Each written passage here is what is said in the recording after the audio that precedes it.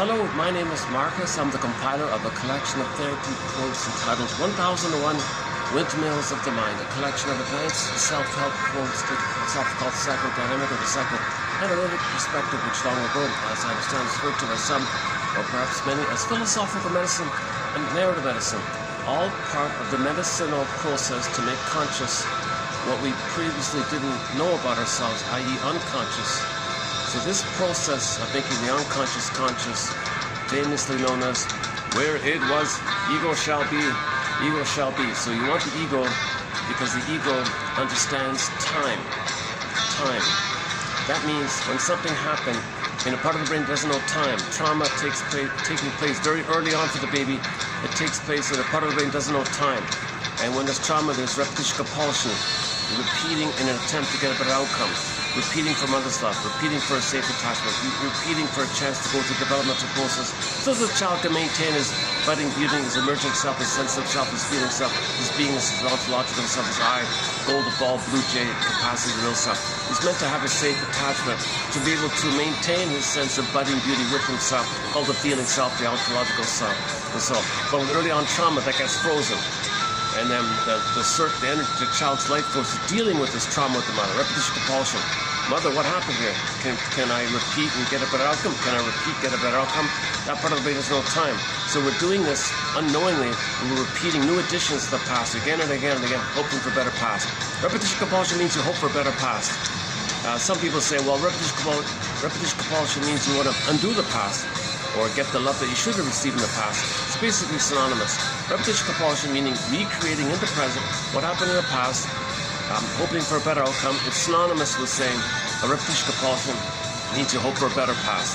So dysfunction, including repetition compulsion, oral fixation, symbolic acting, telling others how, treating others the way your mother treated you, to tell the world how your mother treated you because you're still in a Italianic frustration with her, and you're tied there, and you're angry, so you do to others what you did to you, the Italiana feeling, Italiana impulse, they say. Or, you have a hope for mother, so you look for symbols of mother, it fails, but the symbol gives you hope. When Pandora opened the box, there was hope there, so the chase, the dopamine is the hope for symbol of mother, the symbol of mother's hope, and that pushes back the pain that you're feeling. Hope pushes back the pain, so you need the hope to push back the pain. So the hope is chasing for symbols of mother. Okay. And repetition compulsion is included in this dysfunctional living, neurotic living, where you're looking for symbols of mother or treating others the way mother treated you, and unknowingly stuck in the past, either playing yourself, looking for love, or playing the mother, treating others the way they treat you, and poof, the one you just treated who played you is you see your mother and your anger, the one you just hurt like that.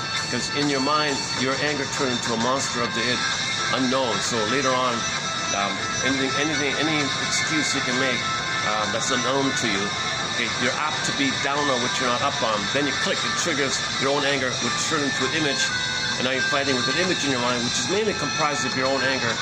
Yes, the baby cried for love, okay, it was frustrated, blocked, but then it turned to anger, and the mother rejected the anger, then it turned it on himself.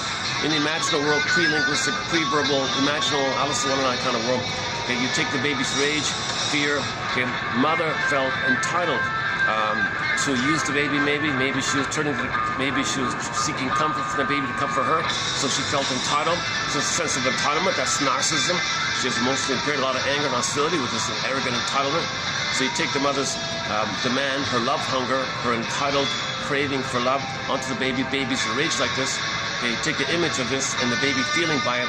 You put it together, you press it together, condensation, fusion, in the unconscious, poof, monsters of the id. Now the baby's got, okay, let's just temper it. You can take your pick. The image in the mind, typically it's the guy with the horns, the Minotaur, could be Medea, Medusa. And based on the current topic, we're currently talking about the past two videos, this is going to be basically part 3 of 3. Hold on, I'm going to stop at part 3 here. I'm in the middle of a very challenging topic, something really out of my zone here. I'm calling it the 50th symptom of Homo economicus in the as above, so below area. So the image I want to use for this period on the topic of money. The name of the song in the background is called Money. That's why we're playing the song Money in the background. I'm just going to temporarily use one guy's phrasing. He calls it the vampire squid image. Yep. So we're not calling the mother a vampire. We're not calling her a squid. Nothing like that. the baby ends up with what's called an imago. Now this imago is nothing related, it's not really related to the mother. It's totally different. The unconscious logic is different from the conscious logic. There's no conscious logic to it. Baby can't have a perfect understanding of who the mother was. He's not there yet. He's one with the breast, and the breast, and he doesn't know mother's demanding on him. So this monster is like demanding on him, devouring, hence the vampire squid. One person theorized the vein in the breast might be coming, but the squid tentacles might be the vein in the breast vein or something. I don't know. Anyways, so if the mother's misattuned, malattuned, you know, she's frustrated. Maybe she's shaming the baby in an attempt to know that she had been shamed by her mother. How does she know that she was shamed? She knows it behaviorally, so she repeats and she acts out what happened to her in an attempt to know that's what happened to her. So she's trying to get her story. She's in trauma. She's repeating. She's transferring her past to the present. In the present, she's going to reenact, replay her past to the present, pulling the child into her drama, where she says to the child, all right, child, you play me when I was a baby. I played my mother when I was a baby. My mother shamed me, so you're going to play me. I'm the mother. I shame you because you're me and I'm her. Okay, now, due to the fusion, baby, I thank you for playing me, and I'm going to shame you. Now I am angry at the mother, so now I want you to play my mother. I'll play myself, and the anger I have at my mother, I'm going to direct at you. So I'm going to shame you and hate you like that. Poor baby's being scapegoated. He's overwhelmed with mother's malattunement, misattunement. She's impaired. She's got emotional dyslexia, emotional warping. Man, oh man. So the baby's going to be enraged. The baby's rage initially was a cry for love, an SOS love. Mother, my rage is really an SOS. Stop doing this. I'm so afraid of what you're doing to me here. You're like a monster to me here. I'm so scared here. Mother, my rage and fury is an SOS. Could you please love me, not hurt me? Mother's attacking the child. So the baby's anger turns in on himself. So mainly the baby's anger rebounding in on himself, rebounding aggression. Okay, by the relationship with the mother. You put it all together, the mother, the relationship, his energy, and all this whole complex of condensation, amalgam of activities and psychic memories and feelings and sensations. You put it all together, poof, monster of the id. So now let's just say the form they can take in folklore literature. In the Twilight Zone, they call it the Howling Man. And in that episode, the Howling Man, the scriptwriter listed different forms this image can take. Dilabai, Ahriman, Devil Satan, take your pick. Any kind of entity that's enraged wants to gobble you up. So the gobbling is code for both the baby's love, hunger, love, starvation, and the mother's love, hunger, love, starvation. So the two are in an oral kind of gobbling kind of phase. Desperation to take in, desperation to receive. Baby's in the nursing place. He wants to take in not just milk, but the experience of the mother. And the mother's turning to the baby for a similar kind of thing. So there's an exaggerated sense of rageful, entitled gobbling in. Okay, so any image in the mind that's enraged and it has a sense of entitled gobbling in, and it doesn't care. It's just survival like that. So it can be, and you can take your pick. Typically, it's the guy with the horns. But let's just go back to Mr. What's his name? Matt something. A journalist calls it the vampire squid. Maybe partly to emphasize there's no feeling or warmth. It's just this demand. It's just entitled. It doesn't think. It doesn't feel. It's just gotta get. It's survival. It's the most primitive, most archaic.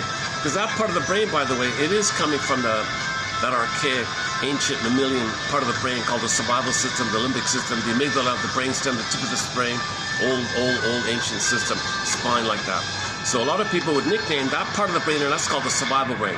And you can nickname the survival part of the brain, 3-in-1 brain. Our brain has 3 parts, the 3-in-1 brain, triune brain. That earliest part, it's based on the nervous system that we all had from 1 billion years ago, right? So this part of us is 1 billion years old or whatever, half a billion years, whatever it is. I saw one person say 350 million years. How do you know? Whatever it is, some ancient kind of system like that.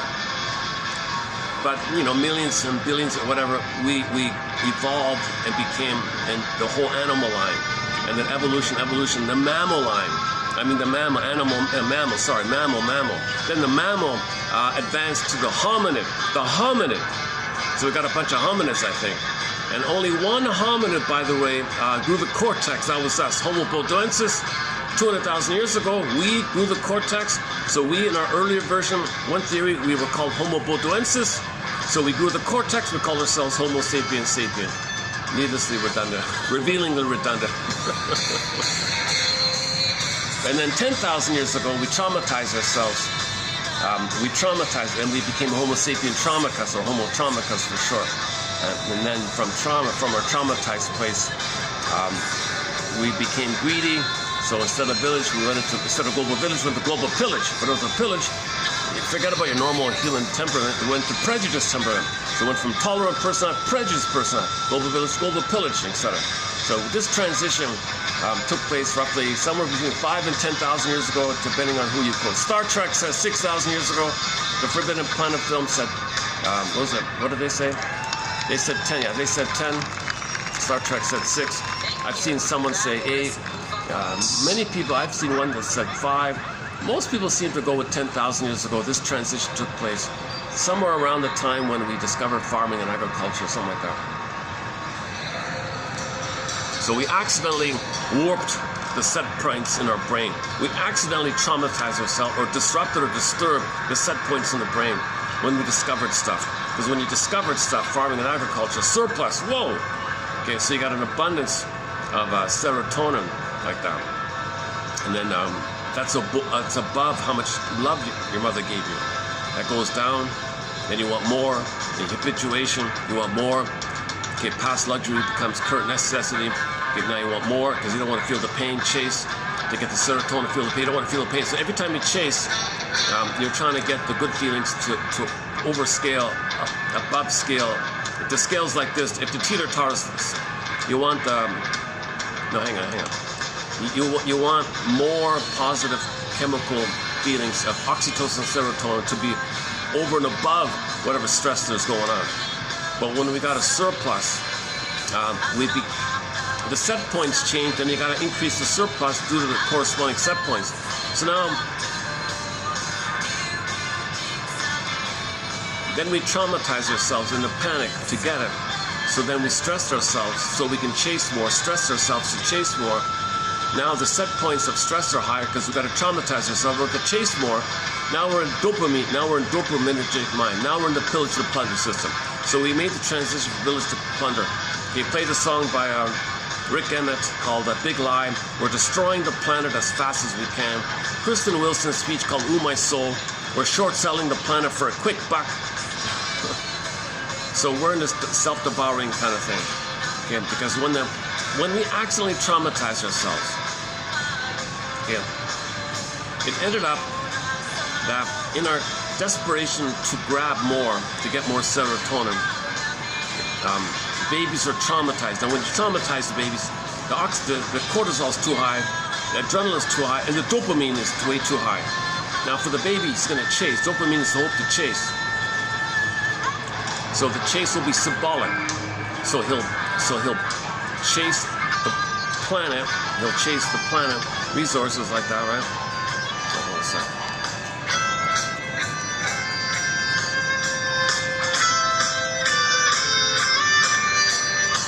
So material will be symbolic of mother, right? So, things you get are supposed to come for you, so it's symbolic of mother. Mother didn't come for you because babies were traumatized. So they removed the babies and traumatized the babies. They call it suffer the children. They intuitively knew if they traumatize the babies, they'll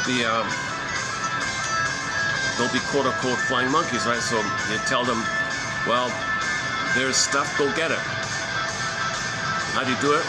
Well, the people over there are unknown. They look a little different, right? Unknown. We're on this side, we're on that side. Different. Unknown. Click. Bing, bing, bing. When the baby's traumatized, he's got the monster in the mind, right? His own anger, his own anger image is in his mind. It's unfamiliar, unknown. He didn't expect mother to betray him. He didn't expect to be removed from mother. He didn't expect to be separated from mother. There's a huge unknown, a huge scary thing in his mind. That's going to be triggered when you tell somebody outside, over there, unknown, bing, bing. Now you feel, there's your mother, and you're angry at the mother. Okay, now you feel justified because there's your mother who hurt you. You think they're hurting you. You want to fight back in self-defense. Plus, you want to gobble. You're entitled to get. Plus, your mother, they're you, so you hurt them. So you got this whole mess of the psychology in response to cycle around the sociological accidental or sociological discoveries which gave us serotonin created psychology to plunder. So the sociological created psychological. Psychological perpetuates sociological. The sociological perpetuates the psychological, which in turn is perpetuating the sociological, which in turn likewise is perpetuating the psychological. And we're in this kind of loop of as above, so below. So in the below, when the child's traumatized. So let's got to start somewhere. So when the child's traumatized, okay, he's going to end up with a vampire squid image in his mind. Okay, now he's got a real self, a budding beauty, an authentic self, a real self, a budding beauty. So he's meant to be himself. He's meant to be embodied, meant to be himself.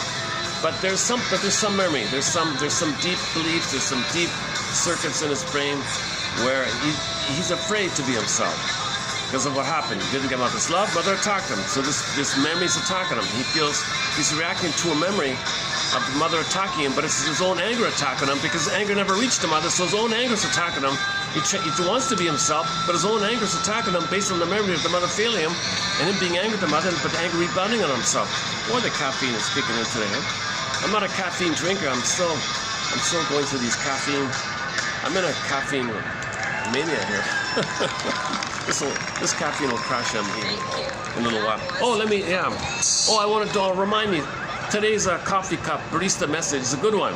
Once in a blue moon, the coffee I buy, this is the lid from it. They give you an excellent message. I wanna spend some time on this message. This is the second time I had a really good message. The first time was a couple of months ago. May the caffeine be with you. So I bought it, and now it's our closing comment. May the psychoanalytic force be with you. And here's another good one, a really good one. Man, oh man, this is a fun one. This is a really excellent one. This is the best barista's wink or fortune cookie message kind of thing, or tea bag. Hang on a sec. I'm not fully sure how long I'll be able to use this area because I see them preparing, but they'll kick me out at some point, I think. When I see people starting to come in, I might have to move here.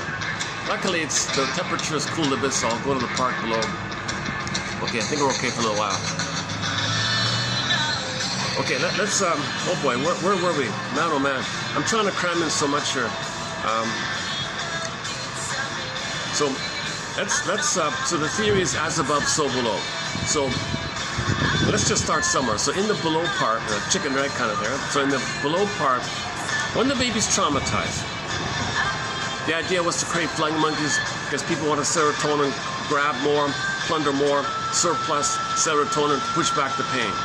So suffer the children to do that. Now the children are suffered. Now in the children, when they're suffered, in their mind there's going to be a gobbling image in the mind. That's called a vampire squid for the time being. So in the mind, you got two things going on. You got the child who he's meant to be. Had he been loved? Had there been a voice supporting him? I love you, baby. You can be yourself. I delight in your growth and happiness. I want you to be who you're meant to be. Nature's greatest miracle. It's a delight that you can be you. I want you to be happy. There's a voice supposed to be soothing, mother voice in the mind. But that's removed. Remember, the baby's ripped away, and then he feels this emptiness and rage fills in, and is attacking him. Now he's got a critical voice, like the interprecatory, self-sabotaging voice, the guy with the horn voice, some kind of dangerous kind of voice. Now we'll call it the vampire squid voice. Vampire squid voice. I'm entitled. I'm attacking you. You got to give. Okay, so it's kind of like when the mother turns to the baby and says, "Baby, you comfort me, you soothe me, you take care of me. My mother didn't comfort me, you comfort me." When the mother turns to the baby for comfort and soothing, it's kind of like that. It's kind of like that. The mother's being in this extracting mode, right? So the memory, rage, exaggeration, poof, okay, you got this extracting kind of idea in the mind, or image, idea, force, life, something. It's really your own feelings. It's extracting you, right? So anyways, so this vampire squid is an extractor. It's extracting you, right? Some people call it the parasitic. I don't want to use that phrase. It's too confusing. It's too dramatic. I think it's not helpful. So let's just stick with the extracting. Some people call it the siphoning. Yeah, that's not too bad. But anyways, there's an image in your mind or some kind of fantasy in your mind, unconscious fantasy. It's not real. It's not even real, but your feelings are real. But the feelings poof to the image. So the image is not real, but it comes from the feelings which are real. So can you identify your feelings? Now, to avoid the image, own your feelings and feel your feelings, then the image won't be there like that. But anyways, when we don't feel, the image is there in lieu of that. Image is code for the feeling. Myths and fairy tales are code for psychology and emotions and all that. Myths and fairy tales are metaphors for psychological trauma. So we'll get there as well. Okay. So now imagine the psychic structure. Okay, you got the child having some sense of realness about him, something real about him, and some kind of vampire squid thing going on. Okay, imagine that's on the inside. So as above, so below. So what we see on the outer, okay, it is the plunder system, right? Okay, so in the past 2 videos, we don't cover economics and how the plunder system works. I'm not interested in the details and the machinations of the fine tricks and the shell game tricks, and I'm not interested in that kind of how the details and the mechanics work. The basic thing is it's functioning like a vampire squid. I think everybody agrees about that. Okay, so no argument there. It's been going on for a long time, right? So one way to conceptualize the two within, the two psychic side of us within, okay, the real I and this vampire squid in the mind attacking us. So you try to be yourself, and it siphons you. It says to the vampire squid, you owe me, you got to pay me, you're in debt to me. Baby feels pain, that's guilt. Okay, guilt, obligation. Baby wants to save the mother. The baby thought that the mother cried for love. Mother, you're crying for love? Oh, I'll take care of you. So he's sacrificing himself. The mother's extracting supply, narcissistic supply from the child. So he feels siphoned or extracted like this. Okay, children want to get along with the mother. Children love their mother. They want a relationship with the mother. They want to attach with the mother, so they do what they can with the mother. Baby thinks, confusingly think, mother, if I'm myself, that bothers you? You can't love me because I'm me? You want me to squelch me? Mother eats the heart. In the Wicked Queen, Snow White, she wants to eat the heart. That's the individuality, the budding beauty, the emergence. The heart means the heartful side of the person, the soulful, authentic side of them. It's not a physical, literal, metaphor, okay? It's all metaphor. There's no physical thing like that. Myths and fairy tales are true on the inside. Okay, so in the inside, the imagery, okay, it's code for when the queen eats the heart like that, Snow White's heart like that. That's code for the mother. So no, you can't have your individuality. You can't be your individuality. I need you to be one with me and serve me and be supply for me. You got to take care of me. You can't be yourself. Because if you're going to be yourself, you're going to be yourself. I want you to sacrifice your real self and devote whatever is left of you to take care of me, soothe me, comfort me. So eating the heart. Okay, mother thinking like this, poison comb, the stress in the milk, apple, nipple around red, poison apple. Okay, mother's angry handling. When she holds the baby, it's in an angry manner. That's the laces nightmare, and so on. I just found one this morning about that. Oh my God. There's a painting in this kind of area. Well, maybe later on I'll mention it. Man, oh man, it's the most gruesome, yikes. Oh no, it's not, I can't even think about it. Man, oh man, there's a painting I don't recommend any children watching this painting. But it's meant to be, I'll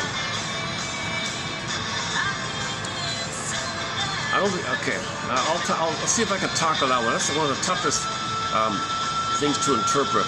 I haven't even mentioned what I'm talking about yet. So let's just go back to let's back up here. So in the mind, compared to that painting, this is nothing what I'm talking about. They're both difficult topics. So the baby has a real self, right? A budding, beauty, emerging self, his real self, ontological self. Had he been up, it would have been a part of him. He would have been able to have all the capacity of the real self. So in intimacy, heart would be with the body. In mutuality, Freud, delight and pleasure in people's growth and happiness. No envy or jealousy, nothing like that. There's you're you, and other people's happiness doesn't bother you. You're busy being happy. He's happy. Flower of gardens. A garden of flowers is. The natural state of affairs is we enjoy being who we're meant to be. We enjoy the expression of what's unique for us, its meaning, a path with heart, and you express from your feeling place. So your doing is ethical, moral, virtuous. It's a calm feeling. It's a serene, inexhaustible fullness. Beingness feeling. The beingness feeling is also known as joy. The joy feeling. So if you have a joy, inherent joy from your I feel joy. There's an I there. You're not bothered by other people's I. In fact, it might even enrich your I to see other people's I because you feel safer because they're safe and you're safe. There might be an increased pleasure like that. There might even be like the increased safety. There might be more play, and with the play, there's more creativity. And when there's more creative play, there's more growth, personal growth, more I, more joy, more creative play. So the play from the I will be a fun, safe, creative play. Not at someone's expense, not a cynical survival jungle mentality play where you shame someone and you laugh at them sarcastically, sadistically. Not that kind of trouble stuff. This is like a healthy kind of play where everyone's better off. Play where everyone's better off. Not at someone's expense, you laugh together. Not at somebody's expense, you laugh together. And not in an either-or mentality. Yeah, we laugh together because we're in one group and we're laughing at someone. Not any kind of splitting mentality of either-or. So no one's at expense. No matter where they are on the planet or in the world or the system, you're not getting any kind of superiority humor where you shame your soul, where you project your soul on someone else. You play the mother who shamed you, and if you play the mother shaming your soul onto someone else, you get the comfort of the Faustian deal of being safe with the mother and tension release. When you are the mother, you shame your soul, you sell your soul. But when you play the mother, you get a sudden flip, you get a sudden release of tension when you play the mother shaming yourself, but someone else plays you, so you're not aware that you're shaming yourself. Okay, this is perverse stuff like that. So so we talked about the Rodney Dangerfield guy, self-deprecating. You put some self down, other people feel superior. You feel superior. You said, all right, all you people, I'll play your unloved self. I'll play that. I'll beat myself up in front of you, and y'all laugh sadistic humor. And we played the Dave Chappelle clip about the voice in the mind. So Dave Chappelle has a clip about we see in his mind a memory of his voice attacking him, putting him down, insulting him, barraging him. And he's kind of struggling with his voice. So we see this inner thing going on. The audience is laughing hysterically because he's being put down by himself. His own inner voice is putting him down, and the audience are laughing. He said he quit the industry after that skit. So check out check out Dave Chappelle chicken or fish skit on the airplane scene with the flight attendant and all that. If you want a discussion on that, I did it for the past couple of 4 or 5 videos. I ran through that skit with Mr. Chappelle like that. So that's a kind of humor related to this jungle mentality of the either-or, where mother shamed you and you don't want to play you, so you play the mother, find others to play you, and you shame them.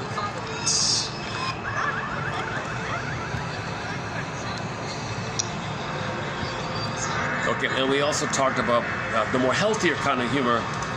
The closest I can find is Mr. Behrman. He's not perfect, but he's got humor that interrupts either-or.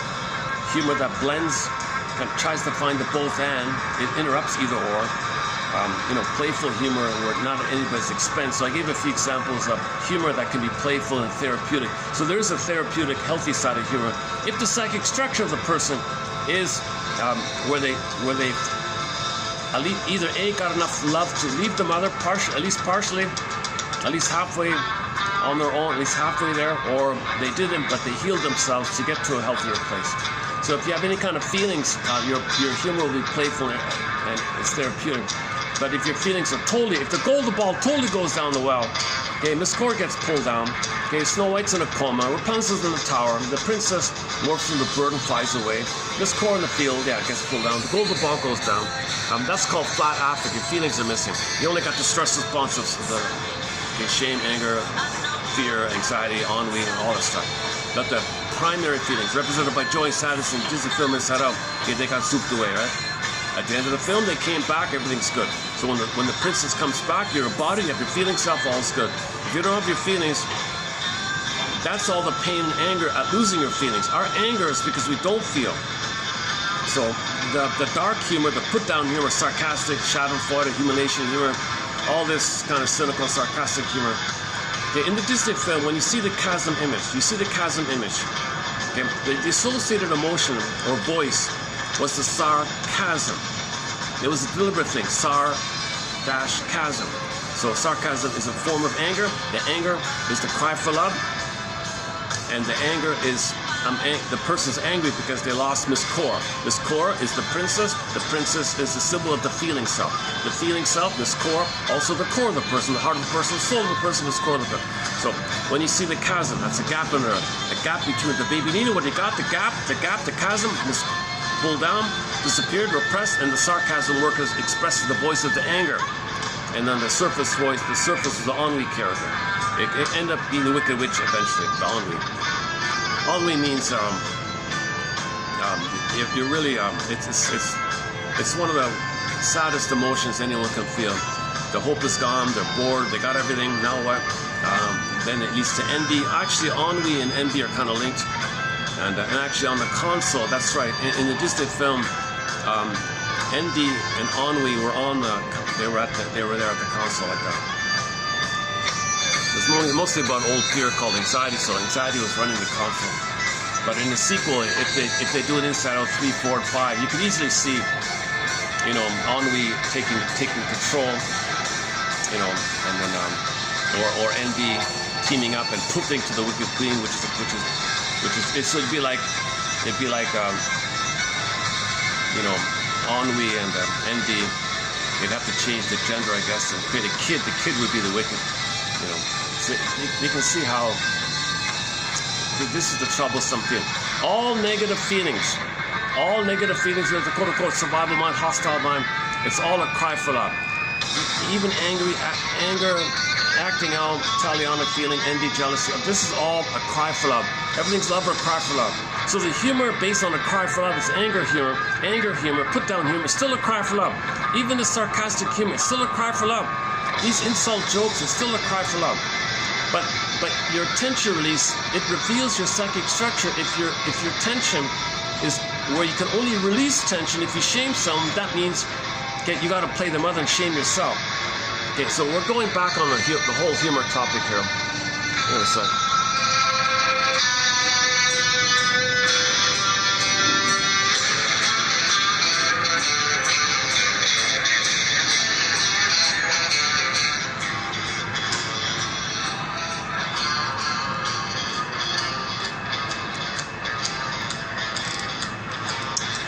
Okay, hang on. Let's keep it. I'm in the smokers section. Nice little spot here. Okay.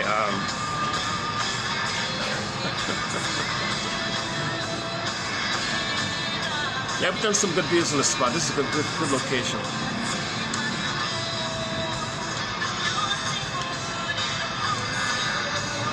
Usually I get permission. Sometimes I don't get them. Depends on the events and depends on the staff. Okay, never mind that kind of stuff. All right, let's backtrack here. So the whole thing about the humor, got Grotstein gave the benign violation theory, the benign violation of your expectations theory of humor, or the relief theory of humor, and the superior one, Grotstein's theory, gave Mr. Behrman's jokes, the positive humor, and then the darker humor. Okay, this whole topic was recently covered, so that's kind of referred to earlier videos on that one.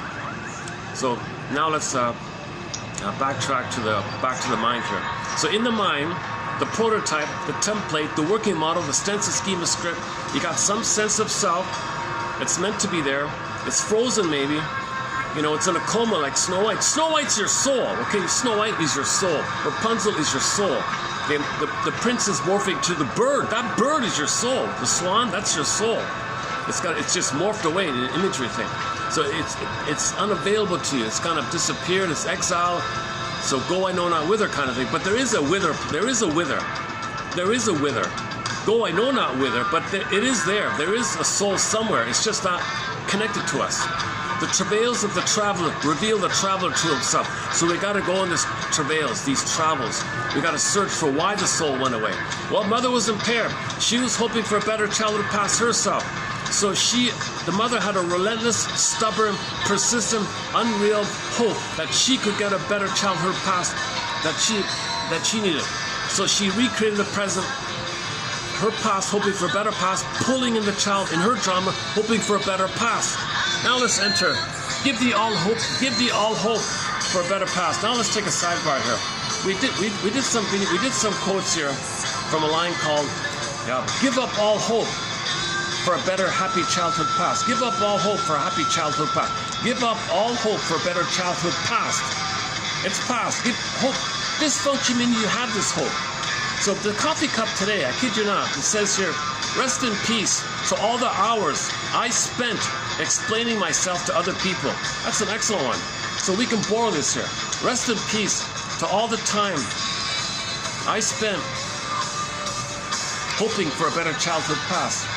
Rest in peace to all the hours and years and decades I spent repeating my past, hoping to get a better past. Rest in peace to all that. So this is the relentless hope that repeating. Okay, for example, smoke. Okay, let's say somebody. I'm not a smoker. Let's say someone's a smoker. Rest in peace to all the time and money I spent smoking, hoping for a better childhood past. Whoa, right? Rest in peace to all the money, time, energy, devotion spent to buying comfort foods, hoping to get mother's sweetness, love, comfort, tenderness, kindness, sweetness in the past. Right? So when you do symbolic for mother in the past, you're hoping for a better past. Rest in peace to all that. So the death of unreal hope is the birth of new life. Because when you do the death of unreal hope, rest in peace, the death of unreal hope, when you do this rest in peace idea, okay, that now you're at a point where you admit that you didn't have a loving mother. But had you had a loving mother, you would have gone the road not taken. Now you're setting it in within yourself. There's some sense of okayness that the person could have gone down this other path. So now in the present, when you make healthier choices, you have an inner reference. Okay, I can do this. I'm allowed to be on this other path. So now your current choices will have the support of the okayness feeling that you could go down this healthier path when you make healthier choices in the present. But this flipping only takes place when you identify the blockage there. That the blockage meaning you have a hope that cigarettes will be mother's nipple in the past, some ridiculous thing like that, or money will be mother's body in the past, come stable. Okay, so in symbolic acting out, these are unconscious associations. Mother's supposed to be stable, sweet, comforting, okay, reliable. You can count on her. You can trust her. She won't betray you. So you look for things in an associative kind of manner, thinking you got to search for mother, so search for an association of her, a symbol of her. Money is a symbol of her. So people are greedy for money because money can buy things and can serve you like that. Well, mother's supposed to serve you and comfort you. You buy things that can come. So money, material, things you can buy. So money's a big one like that. Food and drinking and the hope for it, so the gambling and the addictive quality. And related to it is, and there's associative attitudes there and personality, a whole personality structure of narcissism and greed, that can be there. Entitlement complex, greed complex. Okay, so if you're not aware that you're in this compulsion to look for a symbol of mother to get a better past, then you're blindly repeating the circuit.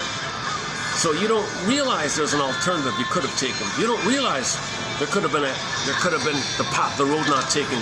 You don't realize some sense of a road not taken that could have been taken had you been loved. You don't realize it really if you don't admit the unreal hope. So today, very important message today. Thank you to this whoever did this here. Rest in peace. Rest in peace to all the hours I spent being dysfunctional. Okay.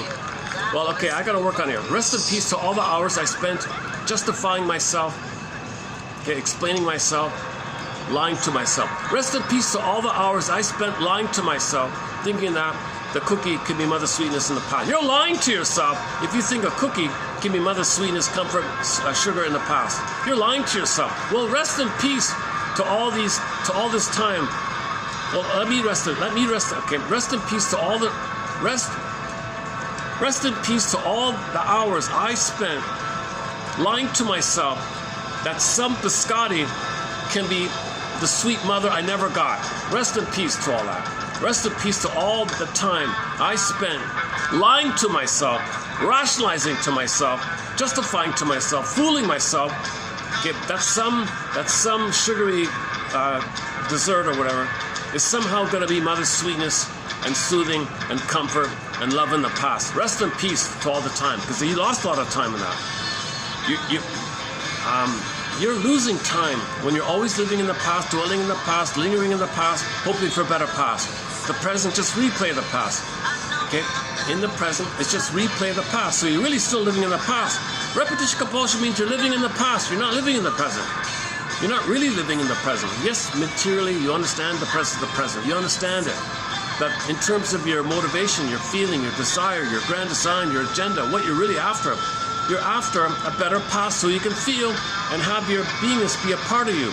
We're missing the positive maternal soil, mother-infant relationship soil, where our flower can blossom and bloom, i.e. we can feel. Okay, the feeling got frozen, turned to stone. Echo turned to stone. Okay, in the myth, Echo, Miss Echo, the princess, turned to stone. Okay, or frozen, petrified, unavailable, exiled, disappeared, going on with her, morphed away. It's not available to us. So repetition compulsion means you want to go. Repetition compulsion means you want mother's love in the past, but you're in the present. But you repeat wanting mother's love in the past. Like what the hell, right? So rest in peace to all the time I spent thinking that somehow recreations of the past and the present can change the past.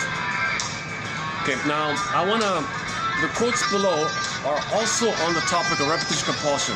So we'll continue adding some quotes on repetition compulsion in this video here. So this is so stay tuned. We'll get there. I'm gonna keep this coffee cup. See, I gotta work on it. Yeah. Okay. Well, right off the bat, your mission, submitted for your approval and consideration. Should you choose to accept, let me cover the company name here. Let's see if it shows up here. Your mission is to vary this for yourself. Adapt this to yourself. Adapt this line for yourself. Okay, let's see.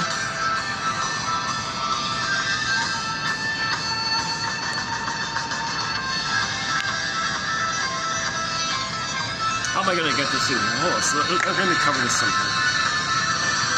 I got a tissue or something. Let me find some tissue or something. Hold on a sec.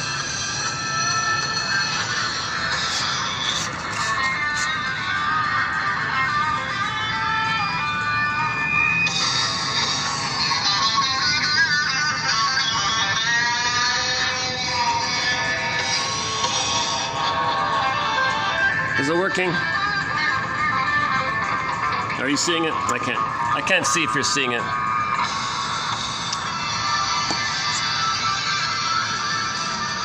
I gotta figure a way how to.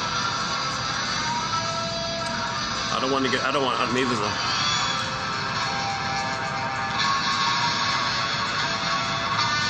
Okay, alright, do you see it? Rest in peace. 2. All the hours I spent explaining myself, justifying myself, rationalizing to myself, lying to myself.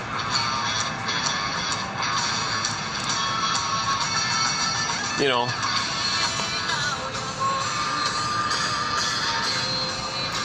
So this is kind of like, the mother says to the baby, "Baby, you didn't soothe me." "I'm sorry, mother, what should I do? I tried." And you're explaining yourself. Well, why should a baby have to apologize for not fixing his mother? "Mother, but baby, you gotta mother me. I can't mother you." So the imprint is there. So we may spend our lives always like in this feeling of, I'm always guilty, I'm always wrong. So this is about guilt, by the way. This is about guilt, always feeling guilty. Isn't it bittersweet that you're stuck like this all the time?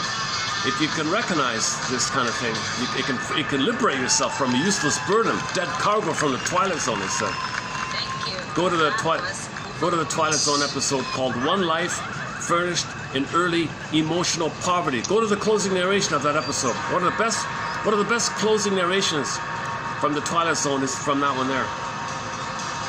So if you can understand this, if you can work on this, it can free you of the useless burden from the unconscious. The ghost can be laid to rest. But you gotta understand, you gotta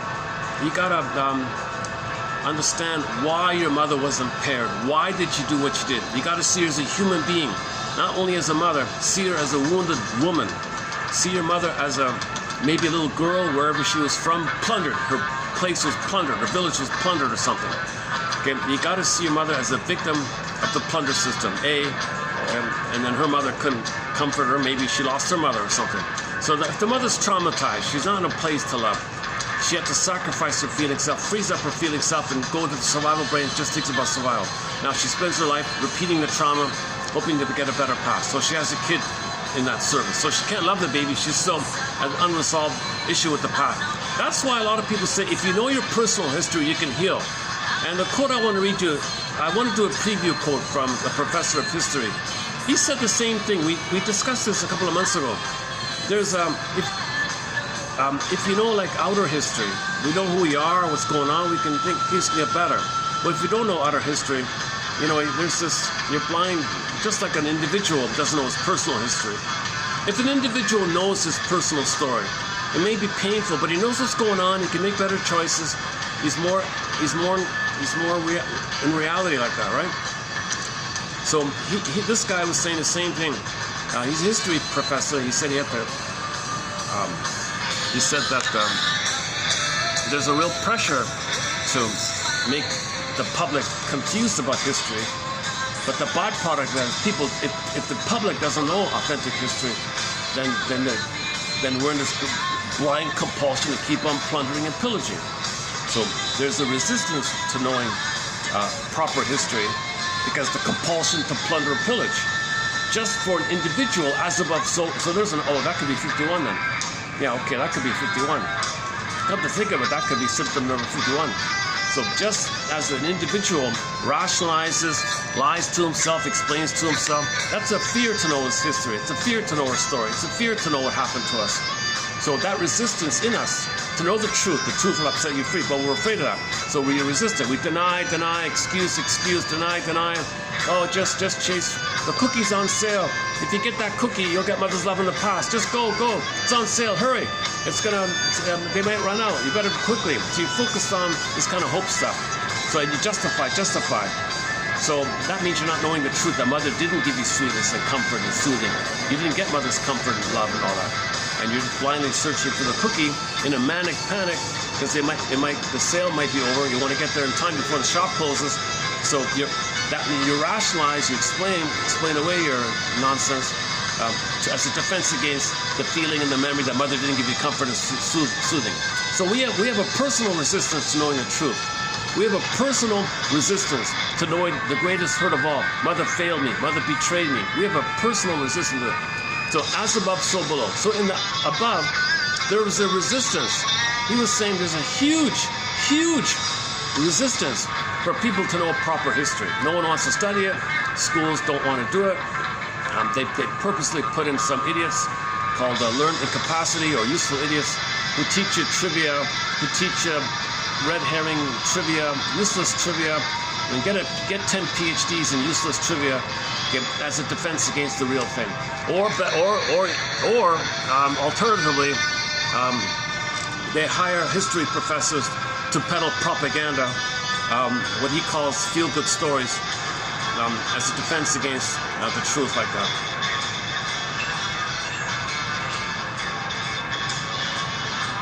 Okay, so in other words, it may be that his theory is if the people properly know history, if they understand the pillage system, the plunder system. But to do that, you got to know yourself that you were plundered as a child. They kind of go together.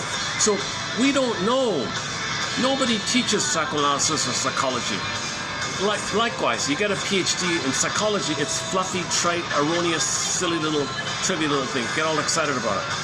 It's a defense. So we don't know that mother plundered the Snow White fairy tale is more psychological than 10 PhDs. The Snow White fairy tale, the wicked queen ate your heart. That scene right there. Oh man. Yeah, so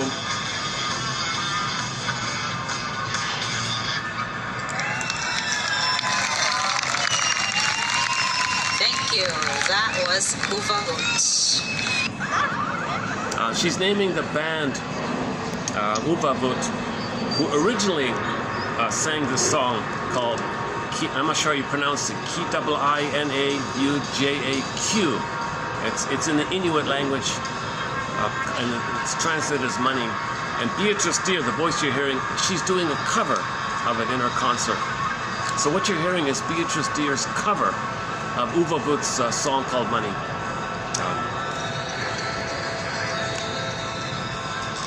So we'll get there, yeah, we'll get there. By the way, with money, the problem with the mother, you transfer onto the money, and continue your battle with the mother, shift it into the money realm, money area, and the battle you have with your mother, greed, avarice, fighting, entitled, grab,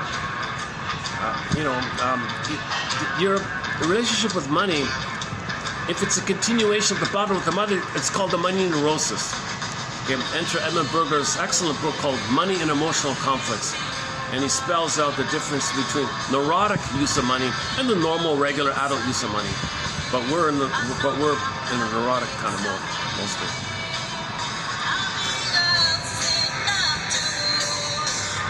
Yeah, so he was saying, as a history professor, I just discovered this author. I just discovered him just the other day. He said that there's no funding for history teaching. They choose boring people maybe, and they're instructed to self-censor themselves, to only peddle propaganda, to the feel-good rewriting of history, and peddle that.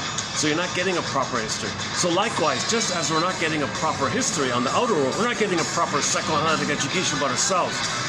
There isn't anything in school that teaches you about yourself, despite whatever fluffy things they say. It's just self-help slogans or something. You're not really getting any kind of analytic. That's why Mr. Freud is so passionate. Dear people, spread psychoanalysis. Make it free. Make it free for everybody. Make the analytic institutes free. People can train for free. People can get it for free. It's got to be humanistic, self-awareness, that kind of campaign like that. But it was attacked, right? It was perverted. They scooped it up, created a perverted English translation, and messed with everybody. Now it's all messed up. He used metaphor and jokes. People took it literally, confuse you. So we don't have any quotes from the perverted English translation. Unfortunately, I don't read German, so we don't have any quote. I think we have only one quote from Freud, based on Masterson's recommendation. That's about it. When a German speaker like Edmund Berger, Karen Horney, etc., or the Hungarian Mahler, all those other ones, when a German speaker quotes Freud, I'll include those ones. If Edmund Berger says that Freud said whatever, we'll include it. That's the only time I'll include a Freud quote if it's via a German speaker who reads it directly into German, and from that author's mind he translates it to us in English. Fine, then that preserves maybe whatever authentic thing he might have said, that kind of thing. But this disturbed, perverted translation, man, oh man, it's just the guy who did it even joked, said, "Oh, I have sadistic fun. I laugh at all you trying to figure out my messed up. I don't even know what I translated." He even said, "I don't even know what I said. I don't even know what I translated. I just messed with you, man." Here you go. Now everyone gets this English translation. You can't even get the German. I can't even find the German translation. I don't even speak it. I'd rather have the German translation and then put it into a search engine. I did it once. I did once find a passage in the original German. So why I'm saying this, because I did experiment with it. I took a passage from the original, and I did it in different search engines translations. I did like 5 different translators. Out of the 5 different translators, I got the gist of it. I'm pretty sure I got the gist of it. It was pretty consistent like that. And then I looked at the English one, what they said. Unbelievable. They took some point out of context and poofed it up, twisted it, and confused the hell. It had nothing to do with the original. And I think a lot of this stuff is like that.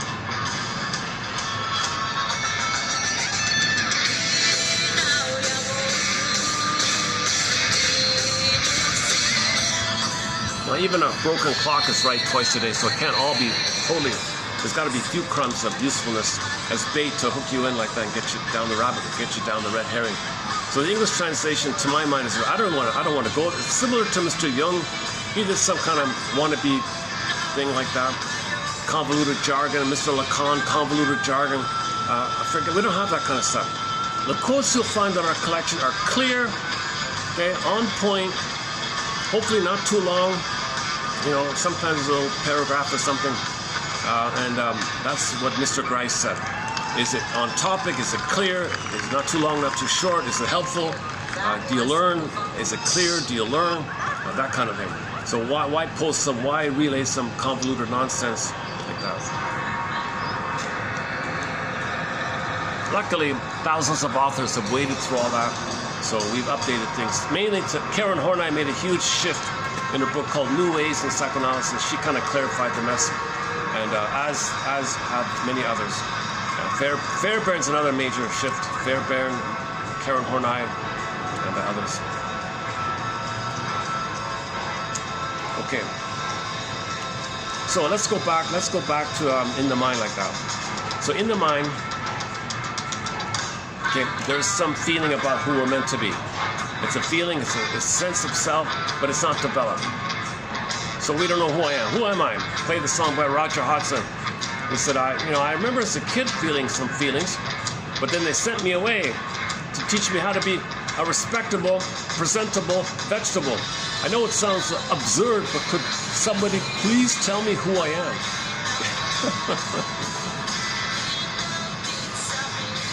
Okay, so we have some sense of who we are, although we don't know what it is maybe. There's some sense of self, some feeling self, okay? And then, and there's a conflict with them, because you're trying to be real, you're trying to find your real self. You want to live and love and come from the pleasant feeling of the blue jay and the bluebird and the golden bulb, and all the capacity to enjoy the present, express what's unique about you. There's your fun play and creativity, and you're not at anybody's expense. You're not in survival all the time.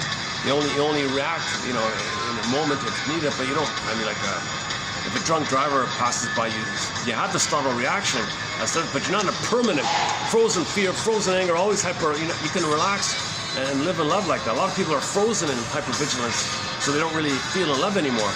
So that's only meant to be like occasional moments. That part flares up. If there's an earthquake, you gotta run. So we need that. We need that part of us. But it's not meant to be a permanent 24/7, non-stop, permanent, hyper 24/7 thing. It's just meant to be always sitting in the background, activated when there's an earthquake, gotta run, and then it goes back again. We're mainly meant to come from the feeling self. We live to the extent that this is the quote-unquote human side of being human. This is our humanity, it's our full humanness here. Ethics, morality, feeling, virtue. I like that. Okay, so that's one part of us, right? This real self. Now the memory, okay, image in the mind, inner critic, let's just say, or the vampire squid, let's say. So, in the outer world, okay, people talk about the two economies in the outer world. So you'll see different authors more or less say the same thing. In the outer material world, we have two quote-unquote economies, if you want to call it that. The real economy for the real self. So in the outer world, we have a real things going on. People, waitresses, and people who make tables, and people who sing songs, service teachers. So we have a real kind of goods and services, right? Goods and services, a real economy as a reflection that there's something real within. Right? Okay, now within we got the vampire squid image in the mind. Well, in the outer world, okay, there's a quote-unquote vampire squid-like activity called fill in the blank. One guy calls it the monetary economy. You can't even use the word economy, right? Or the financialized economy, or the money economy, or some kind of setup where people don't really do much in the service area. 99.99% of what they do is to siphon or extract or plunder or pillage from the real economy. Okay, so that's like so that's pretty obvious, right? So in the outer world, you call them what you want, the free lunchers. So one guy called the vampire squid. So in the outer world, we have a kind of vampire squid-like thing. Okay, you can compare it to like Main Street, Wall Street, or something. So you got an inner Main Street, that's your real self, and an inner Wall Street that's plundering you. So you're trying to be yourself, but something's diminishing you, grabbing from you, making you feel poor. You want to be yourself, a little conflict like that. So in the outer world, we have this similar kind of conflict. You got a real economy, and all these speculators and shell game things and printing money, inflation, so they can gobble up. So now you see it all the time. It's really quickly.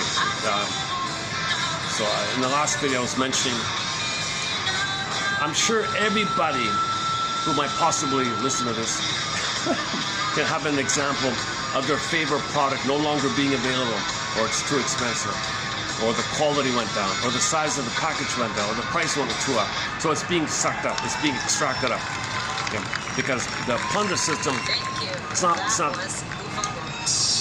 So in the mind, if it's a loving mother, it supports you and you can be yourself. Mother says, the voice, you can be you. Mother said, I love you. I support you. I'm there for you. You don't got to take care of me. I'm here to take care of you. This is no trick. I want you to blossom and be who you're. Nature's greatest miracle. This is from nature here. This is a beautiful thing. This is nature's greatest miracle. You know, the odds of you being here, baby, are 1 in 400 trillion. And this is a unique, special thing here. This is from nature, from the Great Spirit. This is from the Great Spirit. This is from nature. You're here. My job is to nurse you and give you the space and the love and the support and the soil for you to blossom. And I have joy to see you blossom. I feel happy to see you blossom and be happy. So that voice is in the mind. So now you have this loving voice supporting your real self. So some people are authentic and real because they have that loving voice like that, right? Okay, so in the outer economy, okay, ideally, if most people had that, let's say, then in the outer economy, you'd have some kind of system or something that supports the real economy. Okay, and then and in that case, one guy says, if that were the case, he said he did the math. There'd be universal basic income. Everybody would get 24 grand a year. Everything is free, basically. Schooling, healthcare, all that stuff's free. And you get the basic income, so everyone's got the base there. There's enough for that. One machine can feed a country now, right? Like he says, we have the know-how to feed everybody. One machine can basically cranking out. I saw the frozen pizza machine. It just spat out. Okay, maybe it's slightly junkish or something, but it's not that bad. I don't know. So I saw a machine that makes frozen pizzas. It's fully automated. One guy comes in to check it or something, feeds the ingredients or something like that. But basically, it's fully autonomous, and it just spits out all these frozen pizzas. It just cranks them out like this, and that's just one machine. It could feed a small country or something. One machine. So he says we have this ability, this minimal setup. And everybody could be fed for free, almost for free like that. So he said we can all and then if somebody wants to work or start a business, well, the support would be there. Yeah, we'll give you a loan, we'll support you. There's no interest or taxes. Just a minimal thing like that. Just keep and you would enhance the real economy, real creativity, potential, lots of flowers and blossoms. There'd be a garden of activity and creativity. When people feel safe, try out their creativity. Yes, a lot of people want to kind of maybe for a period of time do nothing.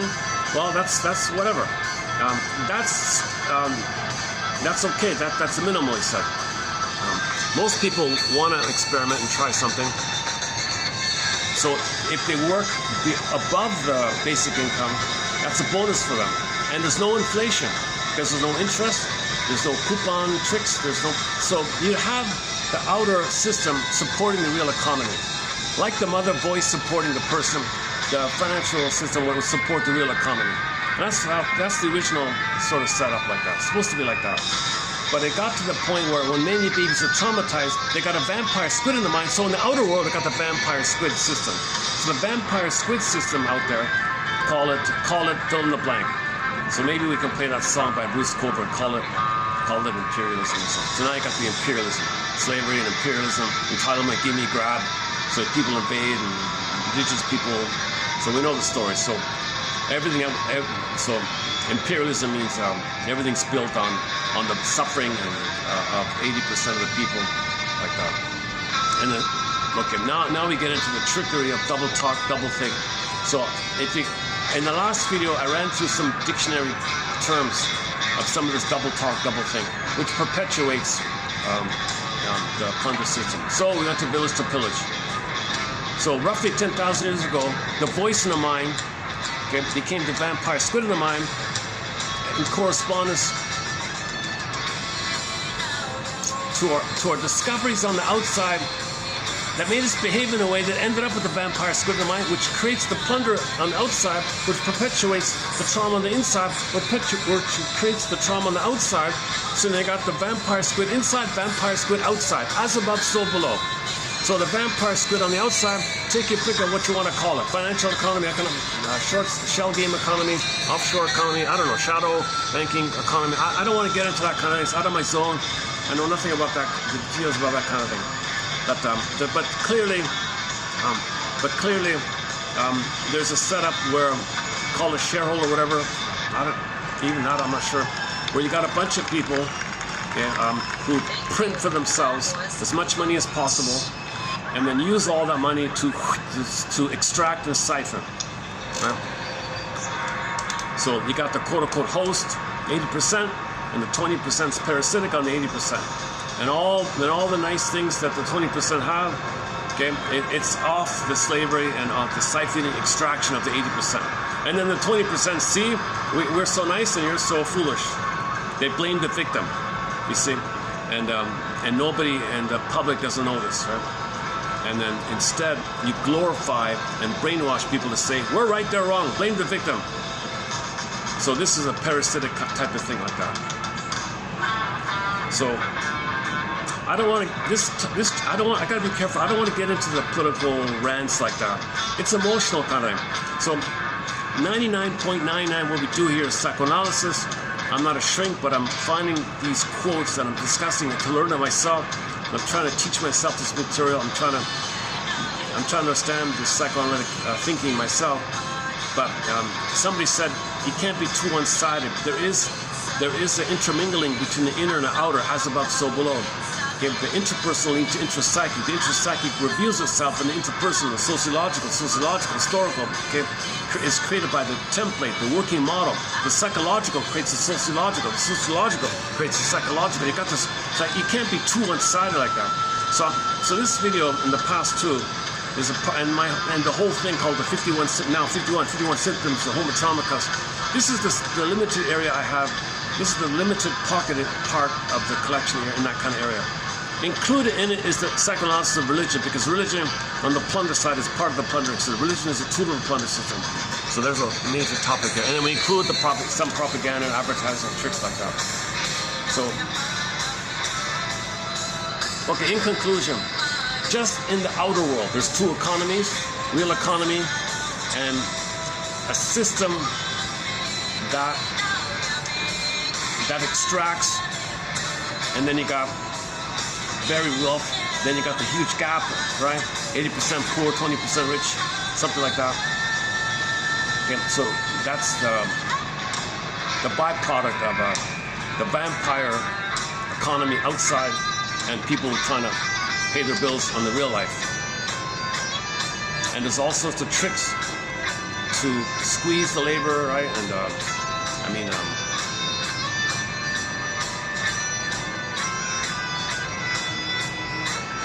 and then they fight back.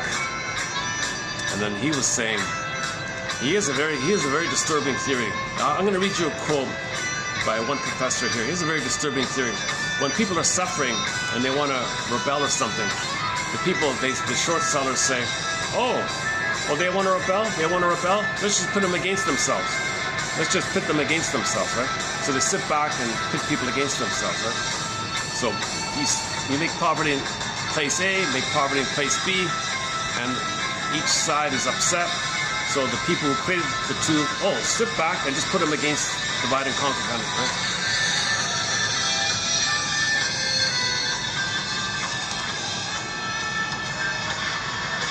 So that reflects the mind has the either or setup in the mind, and you make excuses. The one side is good and the victim is bad, the aggressor is good. So the aggressor is seen as good and the victim is the bad. So there's a lot of double talk and double think. With double talk and double think and flip-flopping and all this duplicity of the mind and flip-flopping in the mind, that's all because of survival, jungleism. When people have jungleism mentality, then you flip-flop, you lie a lot. That's why they say people like narcissists are very good liars and bullies are very good liars. Oh my God, I saw an episode of Decoy yesterday. It was all about this. The woman was a user or something, and they kept ranting about, what a masterful liars that people who are users are master manipulators, because they got to get their fix. They got to lie, do whatever to get their very disturbing episode. I watched one of the most disturbing. There's some really disturbing episodes from the Decoy show is pretty good overall, but it's a very violent kind of a TV show called Decoy from the 50s. Television's first policewoman. The actress is a very good actress, Beverly Garland, played it. Ran for one season. There's some lighter episodes, but man, oh man, she's got to face the worst of the worst. Really, it's horrific cases. Actually, the last episode was a little bit in reference to the plunder system, where they were funding and fueling and giving supplies, and they didn't call it weapons, they called it machine tools. Can you believe it? Weapons that they would give to their buddies over on the place they want to plunder. So you want to plunder a place, hey you guys, I'll give you some tools, okay? So they just said, oh, these tools, but they're weapons, right? And then those ones are hired as proxies to plunder a place, and they get a commission or something. But you need aggressive people. So usually the puppets around the world tend to be very aggressive kind of people. So this professor was saying all these famous dictator types. Well, that's in service of plundering. That's in service of pillaging. And he said there's a strange irony there, because when people fight back, then they lash back and put a dictator to clamp it down. So his example was in France, they ended slavery. They ended slavery in France at some point. People freaked out, put in a puppet dictator and brought it back. Can you believe it? And they tried to get it back. It took a long time to get rid of it again. So there's, in the plundering system, they need flying monkeys, aggressive types, to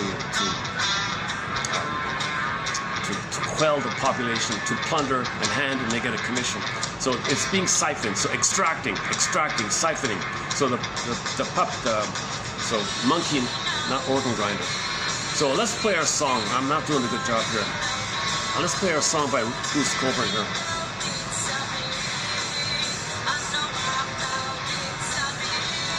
So there's only one song I can think of really that captures a little bit about the plunder system. It's by a folk singer named Bruce Cockburn. I have mixed feelings about him because he simultaneously is an officer of the plunder system. He's like a representative of the plunder system. So he's big into religion. He sings for the troops and all that kind of. He flies around to the troops, sings for them. So there's a stamp for him. He's got a stamp. There's a stamp of the guy. Officer of the plunder system. He's all that. So he's at the same time, he wrote some songs about the plunder system that makes you feel like he's criticizing, trying to teach you or educate you about the plunder system. But he's an officer of it while teaching you about it. So there's two sides to this guy. I can't figure out. He's very schizophrenic. This man is really of two minds. I can't figure out who he is or what he is. He's like two people in a way. He's like a genuine folk singer. In the song you'll hear, he feels to me like a genuine folk singer. But in real life, he says, the people who plunder, the people who create poverty and plunder and suffering, I feel like I'm their father. I feel very paternal, quote he said. So he flies to the bases, sings his songs to the ones who cause a lot of suffering and poverty. People live on $1 a day. And somebody interviewed him, how do you feel? Your songs are like this, but here you are. Oh, I feel very paternal. I'm a father for these guys who are creating misery and poverty and suffering, and 30,000 children die a day, and people live on $1 a day and all this. And these guys are doing it. And I'm singing for them. I'm singing lullabies for them. I'm their father. I feel very paternal, he said. Stamp, officer of the plunder system, good boy. So he's part of the imperialistic plunder system. Right? At the same time, he's got these older songs against it. So I'm still struggling trying to figure this guy out. He's got a kind of a detached schizoid sort of personality. He's kind of a little aloof. He's very kind of cold, withdrawn inside, very much shelled off inside, like that.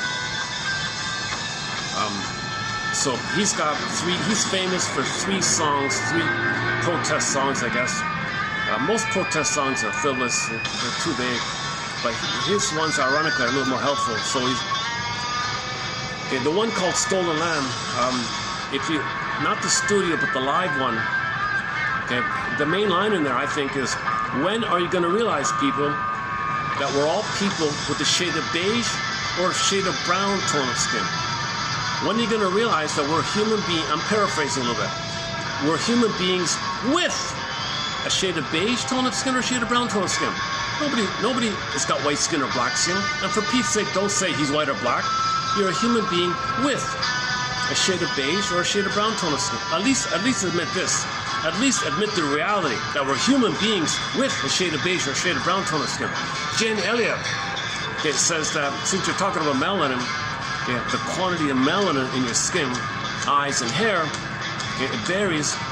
The sun and trauma, it's going to vary. It's a cosmetic, trivial, biological variation. She says technically a shade of beige is technically a shade of brown.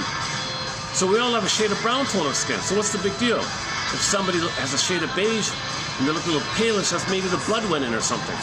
Nobody's got white skin. Nobody's got black skin. Forget this nonsense. So when are you going to realize? Enter Carl Sagan's clip, The Reassuring Fable. YouTube, Reassuring Fable. Seriously, the Great Spirit made all this?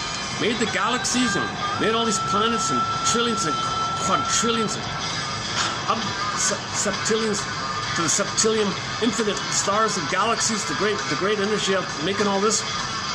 You think just for somebody with a certain shade of beige tone of skin? Seriously, there's a fault in your thinking here, he said. So, okay, and the one I want to play here is Call It Fill in the Blank. I don't even want to use the name. The song is called Call It Fill in the Blank. So, okay, so a euphemism for plundering it is capitalism's democracy or something. Because after you plunder and grab everything, you have a nice time. You treat yourself nicely. So you say it's democracy or capitalism, right? But it's at the expense of other people. But you detach yourself from it. You don't think about that, right? You say, well, I don't think about that. But everything that we have is built on genocide, slavery, right? Basically. But so what are we going to call that? Name of the song, Call It Fill in the Blank. So he said, this guy's from Belgium. I'm going to read you a quote from a guy named from Belgium. Interesting. This will be our first quote from an author originally from Belgium. He moved around or something, but a multilinguistic guy. His books are in many languages. Just discovered him. He's in his 80s or something now, but he said that in Belgium, all these beautiful buildings, all these nice things you see in Europe, it's all built by slaves. It's all slavery. It's all built by Africans. And he mentioned, even, it's funny, he mentioned in Canada, one of the most famous folk singers in Canada. I don't like him at all. He's an ugly alcoholic. He's a brutal, violent alcoholic character. We learned about him after he passed away. There were gossip, there were rumors about him. So you don't know, there's a lot of whispers about him, that he's a violent, crude alcoholic. He hits women and all this kind of stuff. You don't know, so you kind of put it aside. But when he passed away, it kind of all came out. He's got a great voice, no doubt about it. He's witty, he's good with words and all that. He doesn't really say too much in his lyrics. But he was commissioned to write, to provide like a cover, like a propaganda song. So he wrote like a propaganda song about the railway across Canada. Yeah. It's a good song. It's called the Canadian Railroad Trilogy, Gordon Lightfoot. I played it once a few years ago. But what he doesn't tell you in the song is that 21,000. Okay, I didn't use the word slave, but he does. He called them slaves. 21,000.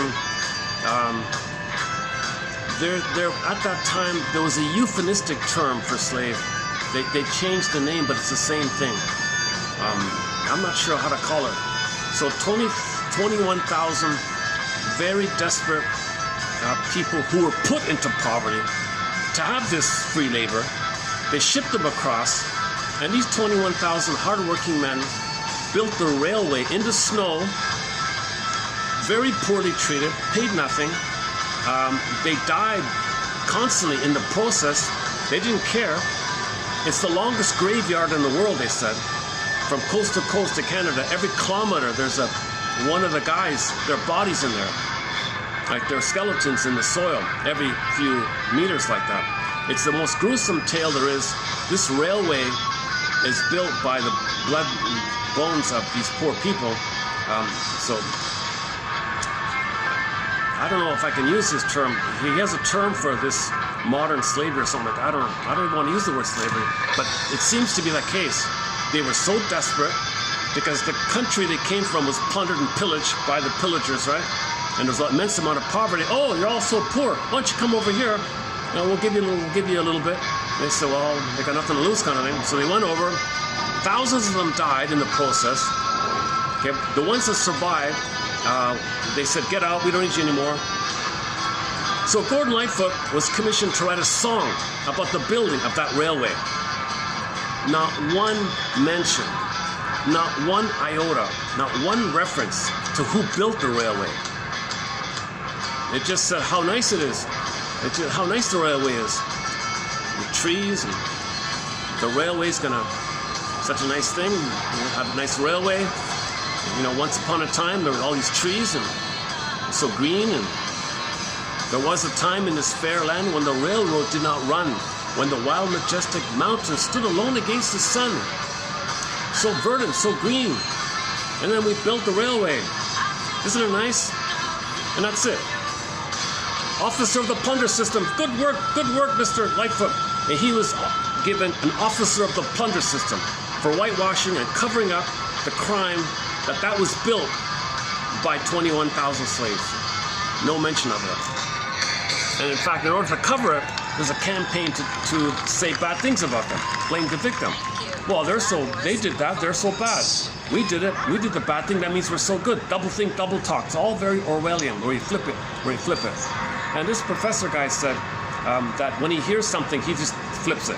Like somebody tells you something, and chances are, if you hear something on the TV or whatever, 99%, it's flipped. They're confessing, they're covering up, they're admitting it. It's confession. Prejudice is confession, like that. So he's onto it a little bit like that. I'm also very sad because at the very least, make a stamp of those 21,000 men. No mention of them. Nothing. There's no mention of them.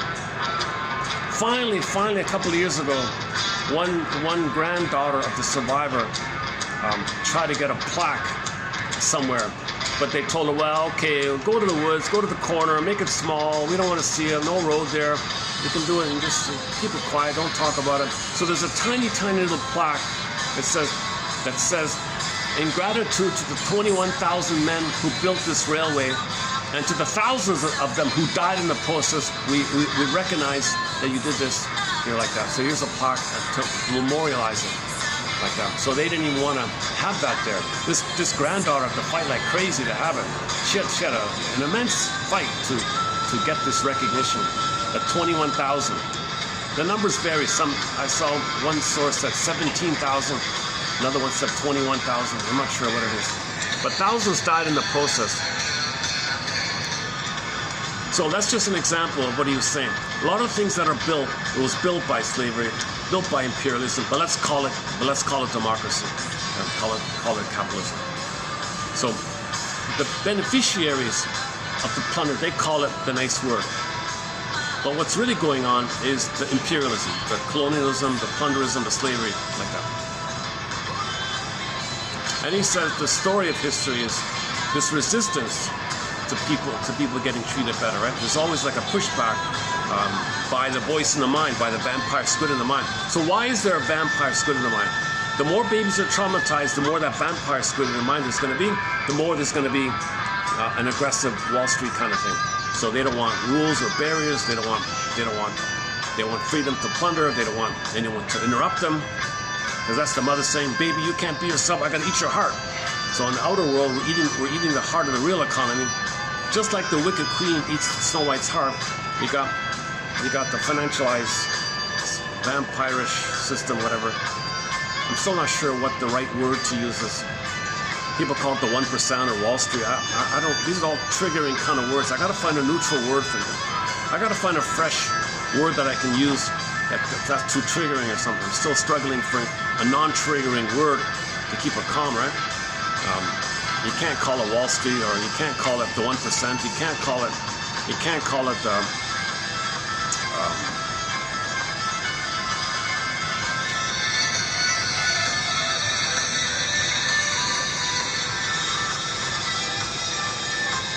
vulture. You can't even call it vulture capitalism. You can't even call it short sellers.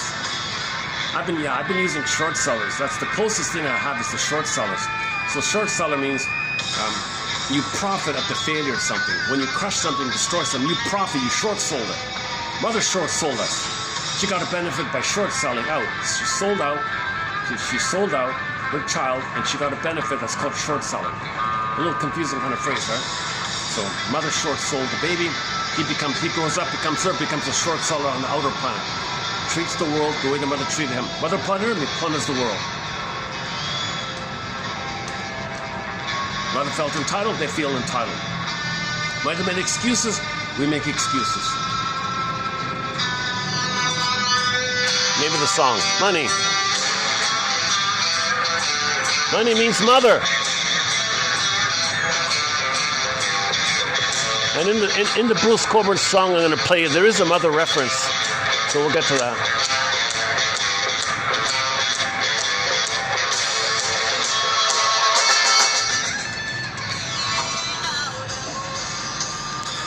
Okay, so the summary is, as above, so below. We create in the outer based on some kind of mapping, some kind of schema, some kind of blueprint within the mind. We go by these imprints. We create from there. The outer is a reflection of the inner. So in the inner, we got a real self and the vampire squid imagery. So in the outer, we got a real economy and a system of people who participate in it, who function to print money that extracts. Like the more money you print, right? The more interest, more money, more debt, debt. So you say you're in debt so you can print because they owe, print, sell, swap. I don't know. Whatever the trickery is, the end result is it extracts and siphons from the real economy.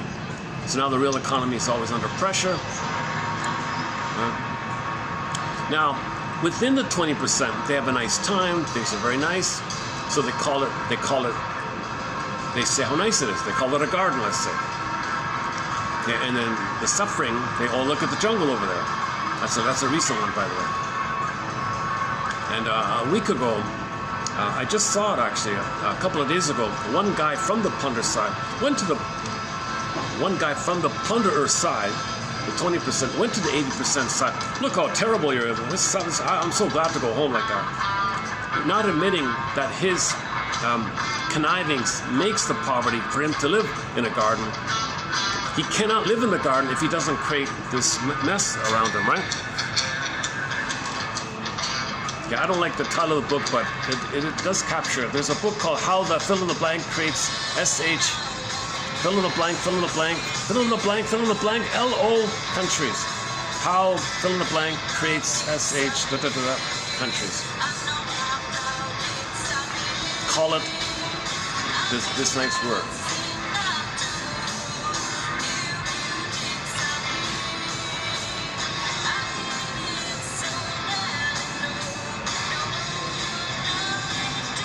So the more the baby's traumatized, on the outer, there's going to be more pillaging and plundering and excuses. So if you know the outer history, that it may help you to pause in your outer. If you know your personal history, it may make you pause to make better choices for your personal, like that.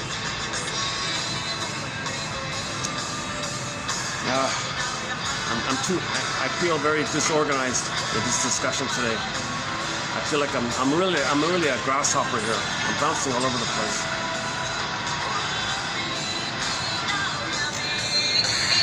I don't feel satisfied that I've conveyed this idea of as above, so below.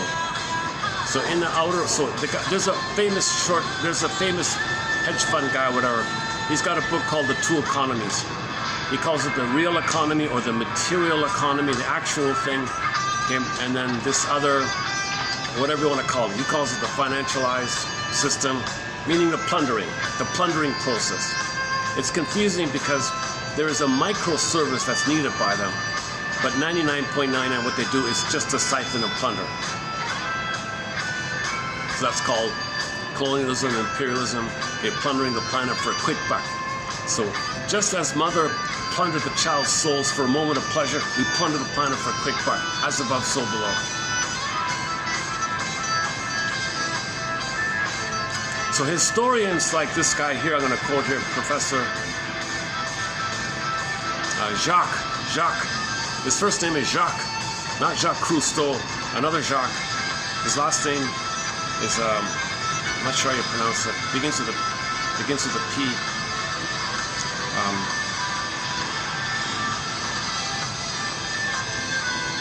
Look up historian Jacques, historian from Belgium.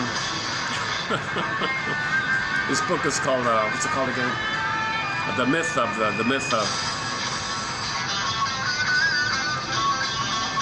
His MO is about the way to plunder is the divide and conquer idea. So if you put one side in poverty, another side in poverty, if they complain, well, make them fight against amongst themselves, and then they maintain their status because they can't team up to change the system. Because the system comes from the mind. If in the mind there's a vampire squid in the mind, that's the system we have out on there. So you can't really change. I'm not sure to what degree you can really change the outside if you don't change the inside. Man in the mirror, Michael Jackson. You want the outer to be better, you got to change the man in the mirror. Look in the mirror. Man in the mirror, look in the mirror. Start with the man in the mirror. I'm starting with the man in the mirror. If one thinks to be better on the outside, start with the man in the mirror. So the man in the mirror, if you start there and you heal your mind, then the outer will reflect a healed place. A healed person needs to, a healed outer will reflect a healed inner. A traumatized inner, where yourself can't be there, is trying to be there, but the vampire squid in the mind, meaning your own anger at the mother, and the mother using you, feeling entitled, putting it together, vampire squid, something siphoning you gotta give, that means you feel debt, guilt, do, debt, guilt, right? So in the outer world, okay, you owe, debt, guilt, pay, yep, and then that's how you extract. You say you're in debt, you extract. Okay, we feel guilty, we feel pain, that's guilt, we feel guilt. Okay, that's pain, means guilt, means you owe the mother, you did something wrong. Mother, did I do something wrong? You gotta say. Okay, so when the baby feels pain, it feels like he's being rejected, that's shame. So if he's rejected, that means he did something wrong by being defective, that's shame upon the guilt upon the shame. Shame is identity. Mother rejects him, shame. Okay. Because he's defective, that means he did something wrong by being defective, so he feels guilt on the shame. Wants to save the mother, can't save the mother, fails to save the mother, guilt again. Baby wants to save the mother, he failed, guilt again. Mother said, who you are bothers me, you're guilty. Oh, for Pete's sake, guilt again. An immense amount of guilt, debt, due, guilt, shame, sin. Okay, that word sin just means guilt, debt, same thing, same idea. That's where the religion side comes in. You're all guilt, you're all debt, guilt. I mean, sin. Sin is code for guilt, debt, obligation, due, pay. Okay, so baby feels he's got to pay to the squid. He's got to pay all the time. Okay, in the outer world, okay, you got 20%, they say that 80%, you're dead, guilt, do, sin, bad, guilt, pay, guilt, pay, guilt. So you set it up and you force them to say, come on, give me, hand it over, come on over. So slavery, okay, all these harmful things, indigenous people, they kill all the indigenous people, and they said, well, we're entitled, we're right. We have a shade of beige tone of skin, they have a shade of brown tone of skin. What the hell? Well, this psychotic stuff. The most traumatized are going to say psychotic things like of jungleism. That's just the way it is. Just the way it is. It's a jungle. No, people who think it's a jungle, okay, are operating from a very, very traumatized brain. We're human beings who live in love. We're out of the swamp. We're out of that kind of thing. It took millions of years. It took 200,000 years to go to the cortex. We've been human beings for 200,000 years, 150,000 years, whatever it is. Okay, so we're evolved out of that. Our cortex makes us feel safe because we express what's unique about ourselves. And there's the pleasure and the advancement of the delight of being and being conscious of what's unique about ourselves. A dog is a cat and a dog. Cats and dogs and animals, they're all beautiful and unique, but they're not aware of it. They just are it. We're meant to be conscious of it and have a conscious expression of it. So we're a little different like that. But but due to the accident of trauma, we go back to the older ideas of the jungle brain. So if you're not living and loving, you're in the survival brain, living brain. Living brain frozen, go back to survival brain. So people with jungle slogans and all the personality structures around the jungle slogans, narcissistic bully pattern, Iago pattern, low functioning BPD, passive aggressive bully, Iago, the various narcissistic types, and all the other types like that in that area. That's all jungle based. You can see it in the humor. You can see it in the inability to trust and love and care and feel, have gratitude, no apology, no regret. All the slogans are jungle slogans. My greed, your greed, all or nothing, don't trust. These old shows, it's filled with that stuff. Almost every character in there peddles these jungle slogans. They're called mad dogs and animals. They're always referred to them that way. Even yesterday's when I saw Decoy, he said, I only care about money, I don't trust anybody, this kind of thing. So he's operating from a very traumatized place. The only hope he has is to get money, which is mother. Money means mother, that's his only thing he's looking for. He's only looking for mother. He's desperate to find mother. Otherwise, without mother, he'd be a goner. The baby would perish with no mother. So he only thinks about money because that's code for the experience he felt when the breast wasn't around. When he was removed from the mother, mother didn't feed him or nurse him or hold him and all that stuff. He was kept alive, but emotionally,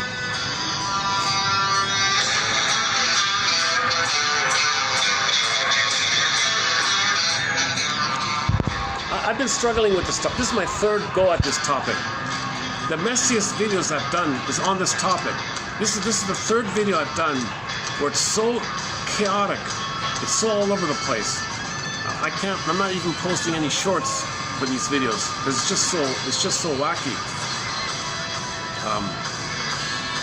So this is I'm in the early brainstorming phase. This is not a finished product. I'm just this is my chicken. What you're hearing is my chicken scratch. You know, I'm just scratching around trying to figure this out. I'm just brainstorming here like that. So when a musician, you see a musician when they write their songs, they're scratching things out, crossing things out. I'm kind of in that phase here. I don't have a finished kind of presentation on this as above, so below. Below, it's real self. Okay, above, real economy. Below, vampire squid psychic phenomena. Okay, feeling guilt and you own all that. That means you're behaving in a way where you feel guilty and you always got to explain yourself. You always got to justify yourself, explain yourself to other people. You always got to feel guilty and do in debt. Guilt, do, get guilt. Or you're in debt, do guilt to me. Or I'm in guilt, debt, due to you. This kind of stuff. Okay? So that's the thing. That's the squid in the mind. Okay, so in the outer world, likewise. There's a system where people go around. Okay, well, I'll play the song now where people go around. Mr. John Perkins calls it economic hitman. They go around and say, you owe, give me all your stuff, give it to me. We'll find someone who will cooperate. So they look around, who will cooperate with us. Usually it's some tough character. So they'll break them free from the jail or whatever. I don't know. They'll find that character either aggressive or not so aggressive. They say, all right, you cooperate, fine. We'll give you a cut. We'll give you a commission. You hand over your country's resources, put everybody in poverty, hand over the stuff, put it in the boat, send it to us. We'll give you a little commission. You'll be wealthy. You'll be a client. You'll be a client oligarch, whatever it is. And then meanwhile, the entire population are in poverty, living in poverty like that. So the system goes around and we're looking for these characters and props them up sends them in, feeds them, okay, sends them the weapons, the tools, or whatever, in order to enforce it. And if there is trouble, either A, the puppet doesn't cooperate, or they change the puppet. If the puppet is overwhelmed, they might help the puppet by saying, all right, puppet, we'll pit your people against the neighboring people, and we'll diminish their effectiveness. We'll have a conflict between you two guys, and then that'll keep you in place and keep the other guy in place, keep us in place. So that's what Mr. Jacques was saying. When people are rebelling about something, they create a war like that to clamp down on the complaining. And then he says the irony of it all is, after all that,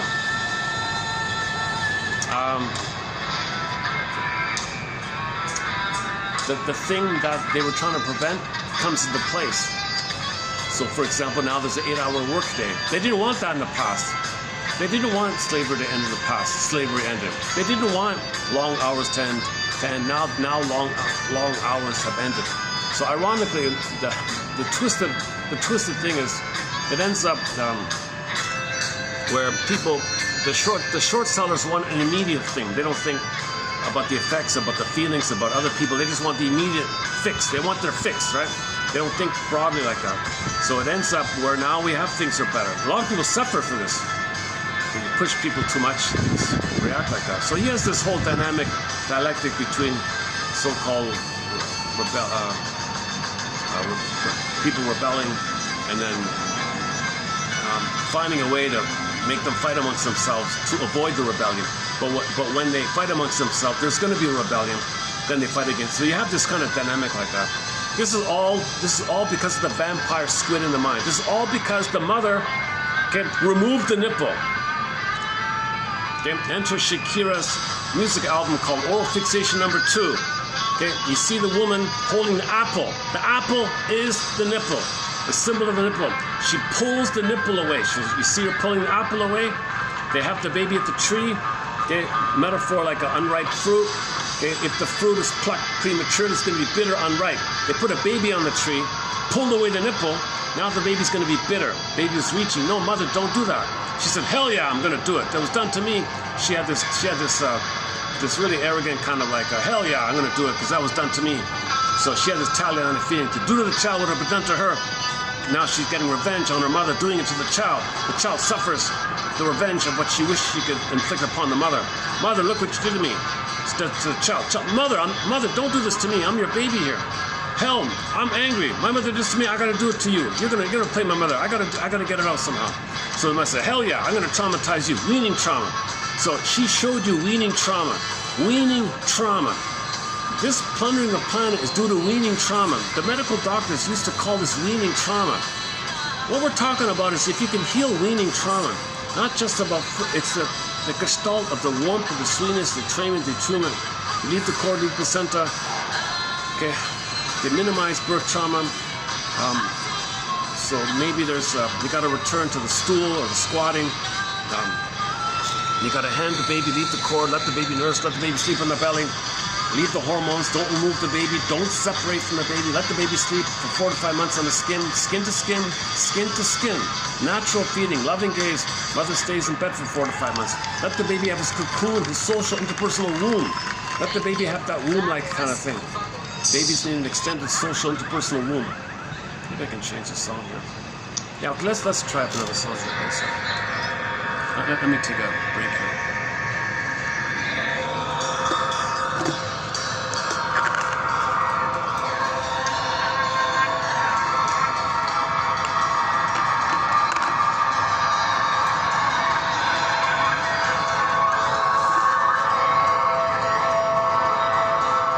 Oh, let me try a new song. I found a new song this morning by the band Fanny. This is their first song in 44 years. This is their first song in 44 years. Can you believe it? Called Lured Away. Let's try this one here.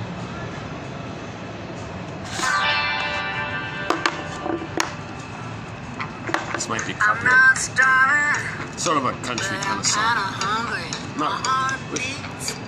I'm not exactly dying. Kinda living is kinda dying. I don't feel like singing. I'm not flatlining. I still got a pulse. Not flying. Not good enough. Nothing's wrong. That ain't right. You don't hear me laughing. I'll be my change is gonna push you through. Lured away. Story is the same. Being good is nothing new. This dim lighting, it's a black hole. I'm coming to. Time to fully wake up. I gotta burn. Don't wanna give it up. Maybe I'll start sleeping at night. It's fucking scary. I kinda like this. Nothing is normal. No problem with that. Got all these questions. I really like that. Now I feel like singing. I've been lured, yeah. Change on you. Lured away. Sorry for my change, for what it's gonna do to you. I've been lured. I'm taking all lured. There's nothing that you did or didn't do. Lured away. Now everything is changed 'cause I've been lured. I'm not starving. I'm still kinda hungry. Kinda living. It's kinda dying. I didn't plan it. Damn it, oh man. Watch me flying. I'm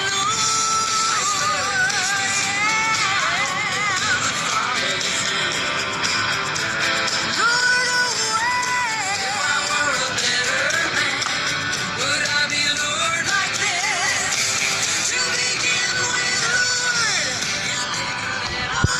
There's a bit of a humorous excuse the man gave for breaking up with the girl. He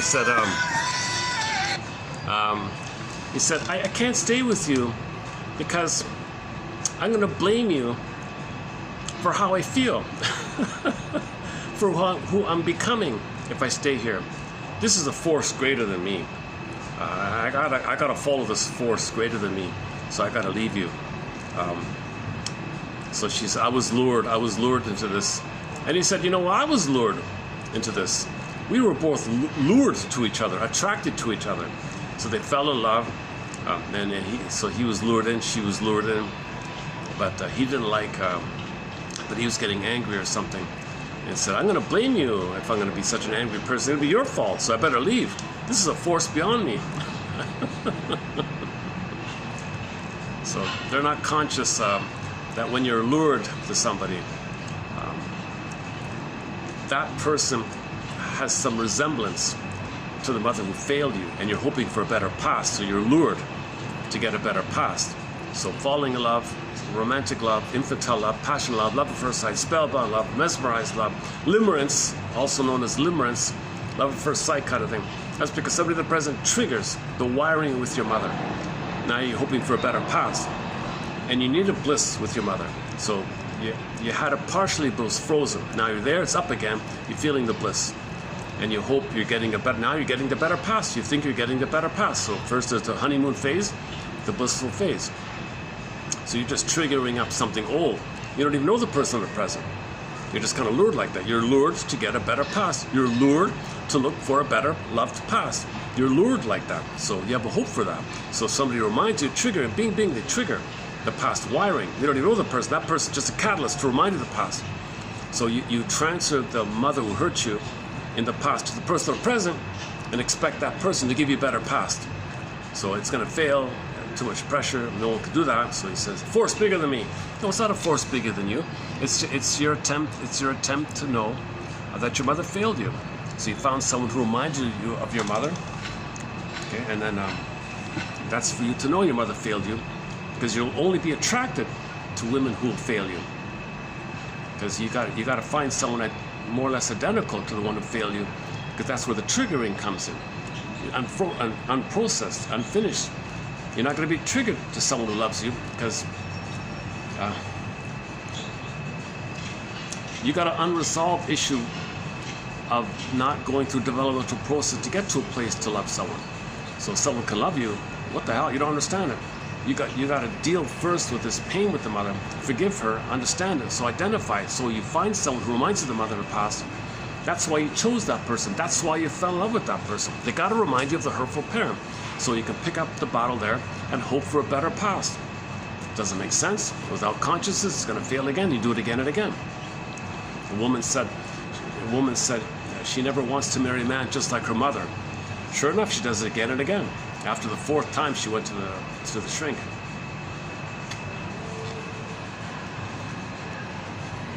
Okay, yeah, so lured away.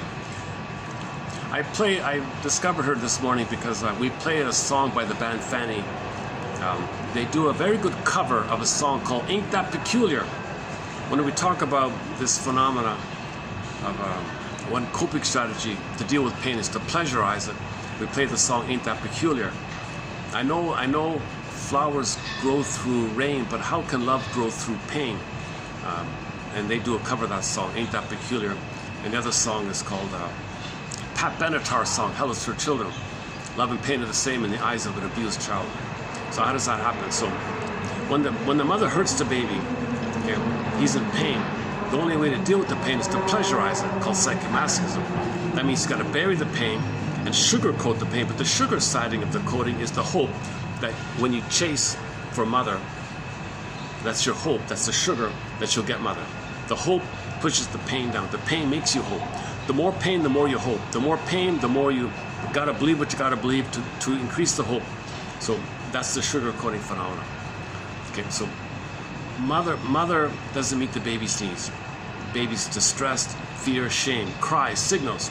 Mother doesn't get it. Baby's anger. Baby's angry. Mother doesn't get it. Baby's soul flies away. Chasm, pin in the collar, flat affect. Okay, emotional. Now he's gonna have athemolexia, no feelings for words. Alexithymia, no words for your feelings. Pin in the collar, flat affect. So the soul flies away. So the aliveness of the soul, princess, flies away. Okay, pin in the collar, okay, flat affect. Or the chasm, or the swoon. Emily Dickinson is the swoon. The brain sends you endorphins to numb the pain. Okay, the baby has to think in either or terms, psychic splitting. To organize the chaos, mother's a monster and needs a goddess. He's special with the goddess one and devalued, unlovable with the monster one. Now you've got either or. Okay. Now he is angry at the mother for all this. Mother rejects the anger. Anger goes in on himself. How does the baby deal with his own anger attacking himself? But anger is a cry for love. It's an SOS for love. But it turned to anger. It turned to a desperate, voracious, hungry wolf kind of feeling. But it's going on in himself. Vampire squid now. Okay, mother and the baby's anger. Poof, squid. Now he's got something attacking himself. How does the baby deal with this thing attacking himself inside? Okay, psychomasochism. He's going to sugarcoat it. Meaning he'll bury the pain of it all and make himself unaware of it and focus on the hope, the dopaminergic chase hope that some sibling mother. That's the hope. You feel important, you're going to chase. Dopamine for the chase. It's exciting, you feel important, you're going to get mother. It's the hope, that's the issue here. That's the sugarcoating. It's momentarily makes you feel better, because something might materially send you oxytocin, serotonin, something might trigger past feelings of safety, but it's always in the service of the hope. This is called psychomasochism. Berger calls it confession to a lesser crime, pseudo-aggression, or rescue station. It's the sugarcoating part. So you chase, now you're always in chase mode. You don't enjoy anything, you can't love, you just got to chase. So these are the people who say, seen one tree, seen them all kind of thing. They can't enjoy, they can't love. They got to chase. They can only chase. So this is, and then you make it, the final layer of the cake. Shall I compare thee to an onion? The top one is the rationalization. Your cortex is pulled in to give you excuses flim, flammery, double think, double talk, okay, all that flippy talk. Okay, that's to bury the pain, but the pain creates it. Because you don't want to know that your hope is not mother. You got to believe it's possibly mother to get the chemistry to push back the pain. Hope pushes back the pain. The cloak provides the cloak. You don't want to question the, if you question the cloak, then you got to feel the pain of what you're doing. So enter back to the coffee cup today. Rest in peace for all the time I've lied to myself.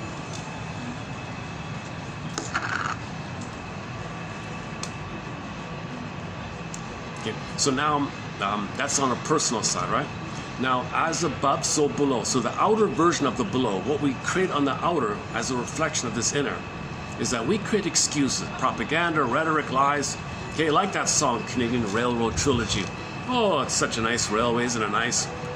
No mention about 21,000 slaves to them. 2,000 of them died on the way. There's a dead body every few meters. No one cared. No, they were treated very badly, just given some smudge or something. They froze to death half the time, and very dangerous. There were very dangerous things to do. Like sometimes you had to blast through a mountain to get a hole. Well, these slaves, they were sent to do. All right, you guys do it. A bunch of you will die, but that'll get us the hole. And people were dying. They were treated so awfully, you know. And then, so how do we cover this? Okay, we'll cover. Oh, Mr. Gordon Lightfoot, please sing us a fluffy, nice song. Give us your best melodic song. Use the gift of gab and make a nice melody. There was a time in this fair land, and I also fell for it. I thought that was a great song, and now I can't stand that guy.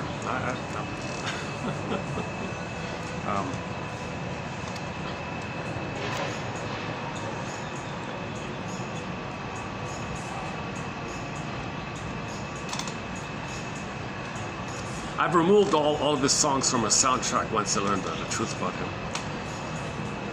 So I think we did have originally 4 of his songs on the soundtrack, that being one of them. Although I'm tempted to maybe include it just for this point here.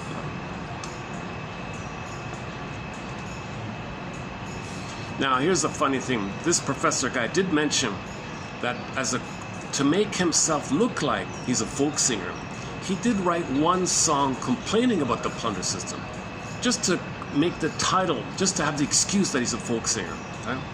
So there was one. So which one's that? What are you talking about? So he mentioned it. I looked at the lyrics. Oh, give me a break. It's just muddled, convoluted, typical schizophrenic muddled mush. Yeah, you got to really struggle to. If you really struggle, you can argue he's complaining about the plunder system, but it'll have no effect on anybody. Nobody will be influenced by it. Nobody will be affected by it. It's nothing. It's a nothing exercise designed like that. He's an officer of the plunder system. He's for the plunder system, right? Alcoholics feel an immense oral fixation or immense oral greed. This guy was an alcoholic, oral greed. He struggled. He struggled heavily with alcoholism. So that's a huge oral greed like that, alcoholism. So that's the hoarding, that's the gobbling. So the plundering is an alcoholic. It's an addiction. So I assume a lot of these people in the plundering system have oral fixations on a personal level, like smoking, drinking, using things, or fanatical, extreme beliefs. Like the one guy had this extreme, radical, over-the-top, unbelievable, beyond normal logic belief, okay, that about why it's okay to plunder the planet for a quick buck. He had an excuse. Can you believe him? And another guy who agrees with him, there's a massive statue, a huge statue for this guy saying, well, no, I agree with him. So when you bombard people with the fallacy of authority, we put a statue here, that means it's right. No, it's not. Things are the opposite. A lot of things are the opposite. So this is the double thing. This is the flipping thing. Should we play the song? Oh boy. Or read the quote. Okay, let me dig up the song here. Okay, hang on a second. Let's read the quote first, and then we'll play the song.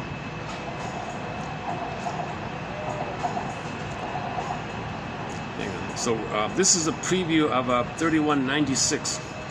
This is not a typical type of quote in our collection. This kind of historian, political history, economic stuff, we don't really have this at all in our collection. Most of the quotes are projection, okay, identification to the aggressor, repetition, compulsion, transference, interpretations of myths and fairy tales, passive aggressiveness, narcissism, BPD, all that stuff. So this is a bit of an exception here. All right, so he says here, the quote-unquote two economies, okay, real economy and the system of siphoning, the system of plundering, where whenever as the real economy is there, there's a force sucking it up, the value of soul. You get the wealthy so you got the 20% who are living like multimillionaires, you get the 80% living in poverty kind of thing. So this is the sucking, siphoning, extracting. So the two economies, the people who do the work and the others who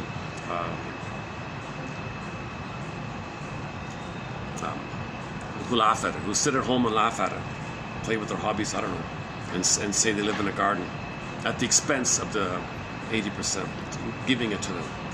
Okay, two economies. So again, that's a reflection in the mind of a real self and a vampire squid in the mind. The memory of mother feeling entitled to make us serve her, comfort her. She extracts from the baby.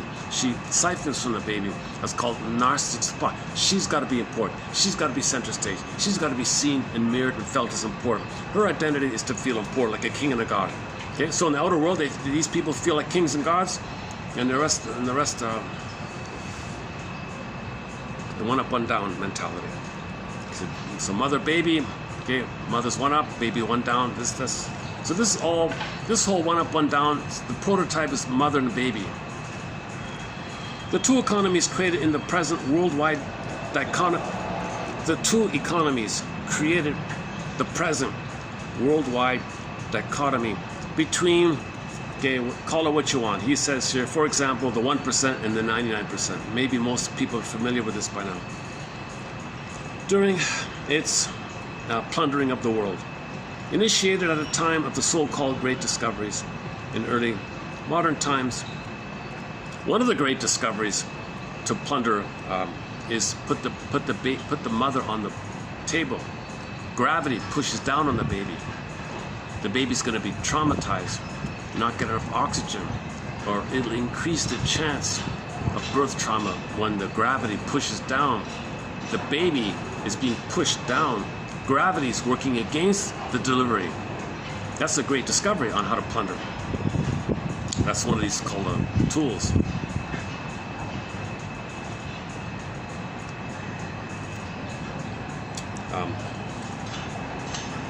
Okay, so this became. So then we went into full-blown, okay, at that point, with these great discoveries, including how to traumatize the baby, well, put the mother on the back with the legs up. Okay, at that time, around this time, okay, that's when we went to full-blown imperialism, he said here. Okay, that's the scramble for Africa mainly, right? And the South. As used in my book, the term imperialism refers to quote-unquote capital imperialism, i.e. what I mean is capitalism in its worldwide manifestation, imperialism. So it's synonymous. If you say democracy or capitalism, imperialism, it's the same. It's all the same. But you use the nice sounding word for the 20% who enjoy it, but you only get to enjoy it by the suffering of the 80%. So call the enjoyment side the nice word, and blame the victim, but capitalism is imperialism. Okay, democracy is imperialism. You can't have those nice things without the imperialism, he said. The development of imperialism involved a massive, systemic and ruthless use of violence, including pillage, slavery, and wars. The great French novelist Balzac observed that, quote, behind every great fortune there hides a crime. Behind every great fortune hides a crime. So the more these grand things you see, the bigger the crime. Right? And then they got to use all sorts of propaganda tricks to make you think it's nice. Charge you an admission ticket to see it. Line up and pay to see this grand thing built by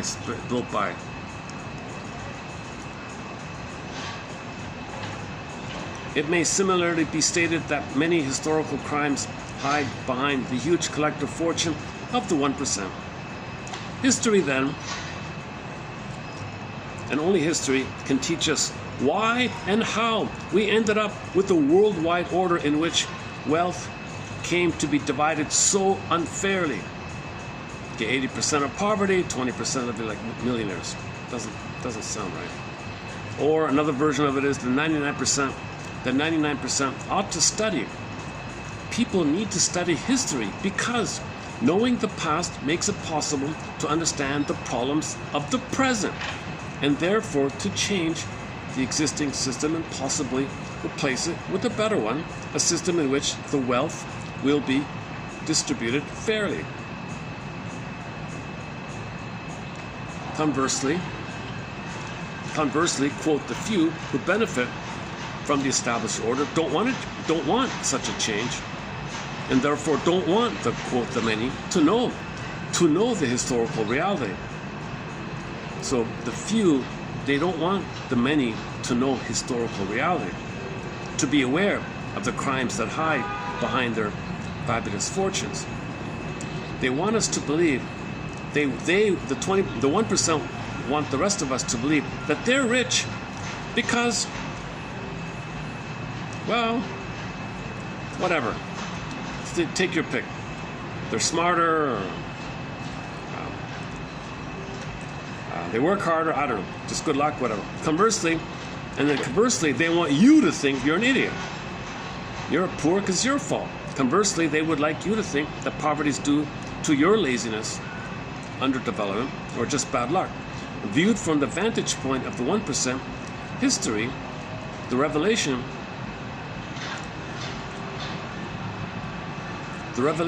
of historical reality is potentially subversive and therefore undesirable.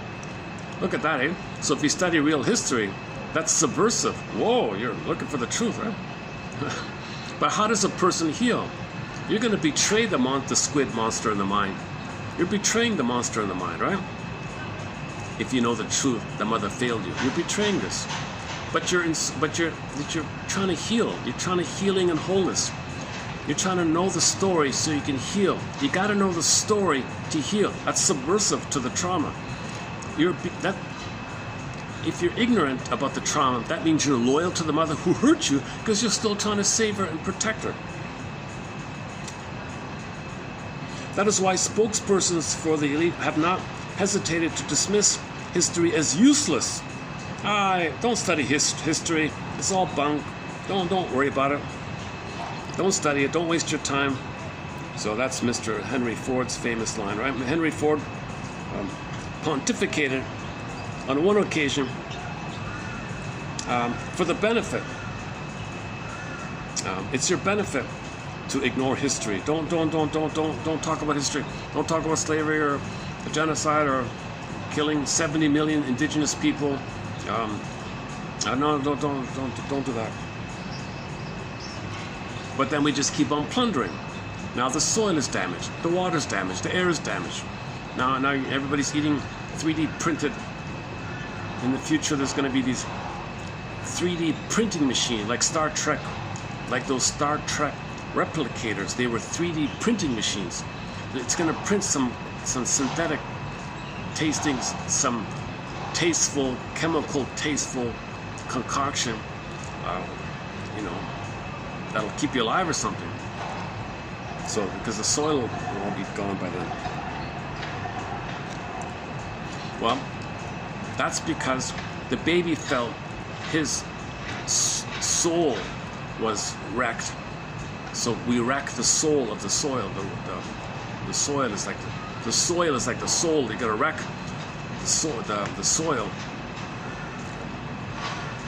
So the baby felt polluted, not enough oxygen, wasn't nourished, didn't get mother's sweetness, didn't get mother's love, deprived of maternal nutrients. So we deprive the soil, the land, us, the planet's us. So we deprive the planet, us. The way we were deprived, we deprived the planet, playing us, of, we extract the way mother extracted. So mother took away our goodness, so we take away the goodness of the earth, right? We take away the goodness of the earth. So that's why the earth can't, there's nothing good anymore from the soil. And I got frankenfood and printed food and 3D printing machine food.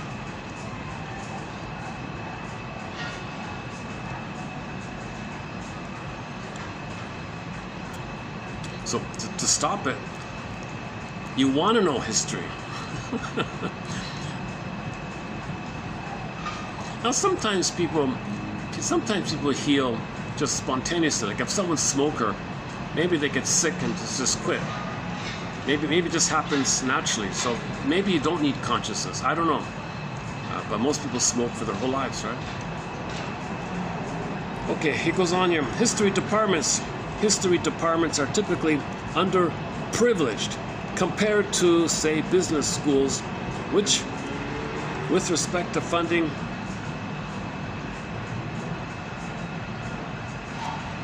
so they have gradually switched to employing only a handful of carefully selected full-time professors who are entrusted with the production of historical knowledge. So our history professors are entrusted with rewriting our history. Okay. These academics know how their university's bread is buttered, so the work they crank out aims to please them and avoids antagonizing, the plunderers. In other words, knowing the limits of academic freedom, they practice self-censorship. So they self-censor. That's why they're hired, because they know they'll self-censor and not tell you things like he's telling you, this guy here. Okay, admittedly, not all, but certainly most of the history that is energized by the media for the benefit of the general public then is not genuine history. Forget it. Okay, play the song Canadian Railroad Trilogy. There's no genuine history in that. There's no reference to 21,000 slaves, Billy. 2,000+ of them died in the process. No mention of the suffering. The whole song should be about the hardship of these people, even acknowledging they don't even acknowledge who built it. That song doesn't even acknowledge who built the railway, for Pete's sakes. So that's what he's talking, that kind of thing. So there's no truth. Hang on. Admittedly, not all, but certainly most of the quote history that is energized by the media for the benefit of the general public then is not genuine history, focused on naked historical truth, but history filled with feel-good myths. Feel-good myths. So you listen to Railroad Trilogy, it's a feel-good kind of song. It's a myth. Makes you feel good. Oh, a nice romantic song. Oh, the trees, so green, so verdant. Wow, no railway. Wow. Now there's a railway, things can flow. Mountains, wow. Just a nice scenic kind of thing. But there's no naked historical truth in this. Just some feel-good myth, legend or something, made-up legend. This mythologized history may be defined as an assortment of antiseptic, sometimes tragic, but ultimately feel-good tales. Yeah, feel-good tales. So the Railroad Trilogy song is a feel-good tale. There's no naked historical truth in it. These fables don't reveal the historical reality.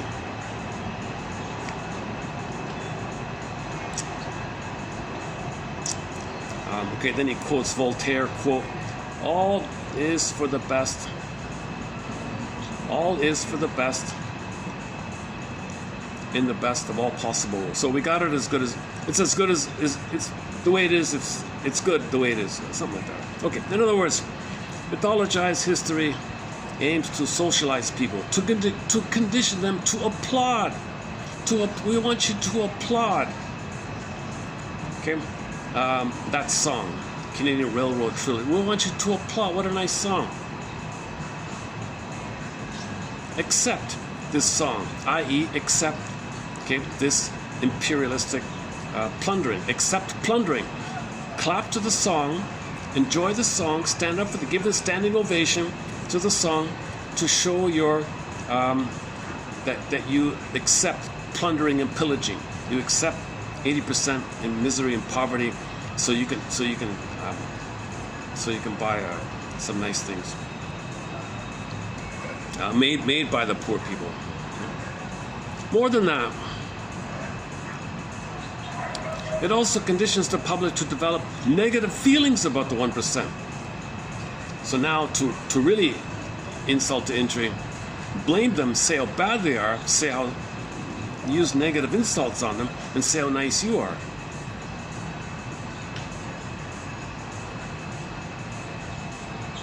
Mythologizing history aims to generate sympathy for the perpetrators rather than for the victims. Oh, you see this all the time. All of the aggressors, the cute little stories, a picture with they hold a baby or something, cute little things. They trick you to make you feel sorry for them. Oh, he had this nice little, his grandmother gave him, he lost it. Oh, we're so sorry for him. Oh, let's help him. But meanwhile, he helped murder people. Mythologizing, so it's a real covering up. There's so much of this. You see it every day, all the time. I just roll my eyes every day. You can't look at this. One guy said it's all Hollywood stuff. Propaganda is a branch of the Hollywood. Mythologizing history aims to generate sympathy for the perpetrators. So feel sorry for the short sellers who live in castles, and hate the people suffering and dying all over the place.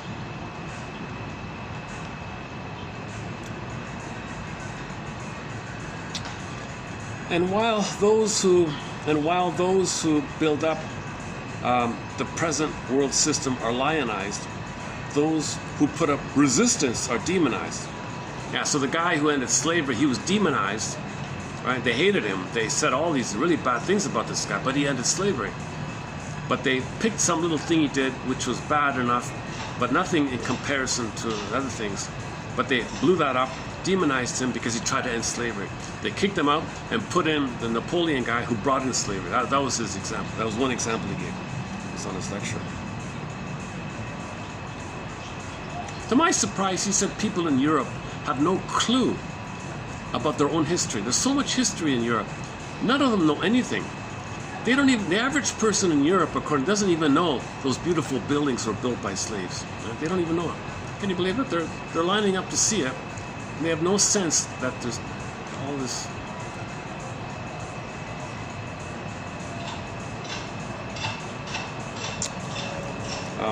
Okay, about the media that peddle this sort of history, one famous person said, quote, "They make the criminal look like he's a victim, and they make the victim look like he's the criminal, and aim to, quote, have you hating the people who are being oppressed and loving the people who are doing the oppressing." As another famous person put it, quote, "Capitalism rose on the backs of slavery. It's as simple as that." Okay, now let's play our Bruce Cockburn song here. Okay, so another mission, should you choose to accept it, is look up the lyrics. Look up the lyrics to Bruce Cockburn's song, Call It, Fill in the Blank. So it's plunderism, the oppressors, and the benefits they get. They call it capitalism, democracy. That's the branch benefit that they're enjoying after they plunder and cause suffering. But to get this pocket party on the side, they got to have all this suffering on the other side. I'm oversimplifying maybe, but anyways, your mission, should you choose to accept it, is to look up the lyrics to Bruce Cockburn's song, Call It, Fill in the Blank.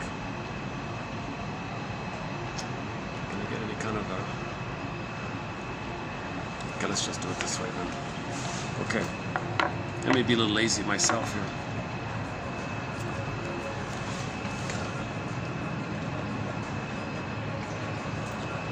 All right, let's just do it this way.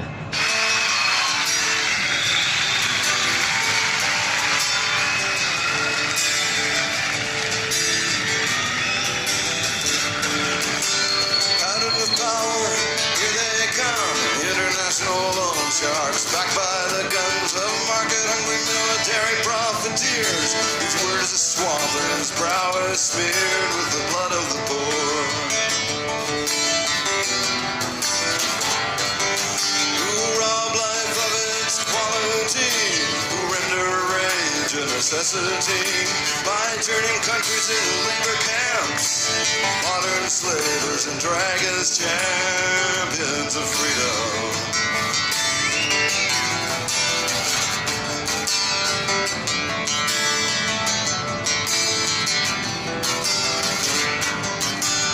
Sinister, cynical instrument who makes the gun into a sacrament, the only response to the deification of tyranny, a so-called developed nation's idolatry of ideology. North, south, east, west, kill the best and buy the rest. It's just spend a buck to make a buck. You don't really give a flying fuck about the people in misery.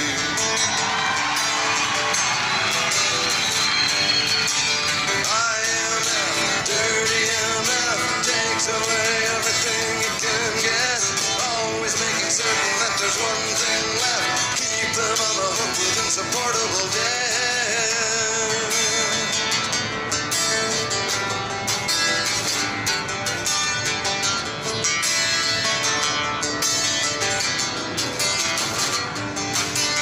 Paid off local bottom feeders, passing themselves off as leaders.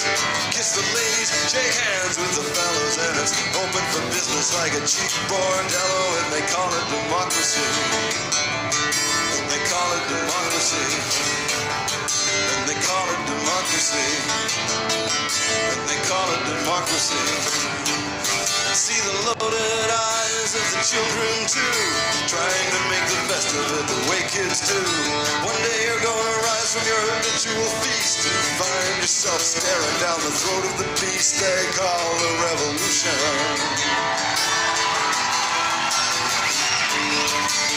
IMF, dirty MF, takes away everything you can get, always making certain that there's one thing left, keep them on the hook with insupportable debt.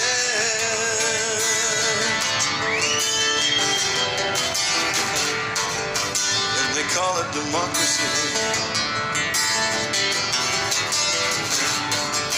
And they call it democracy. And they call it democracy.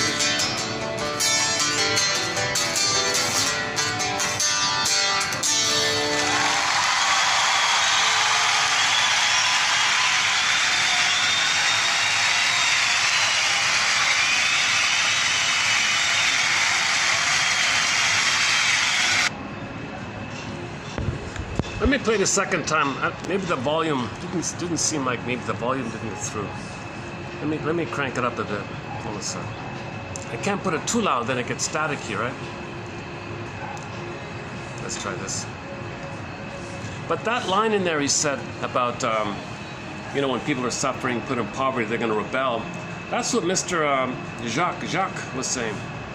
He's saying, well, the way the short sellers deal with this kind of thing is, oh, they want to rebel, do they, against us? Oh, I see.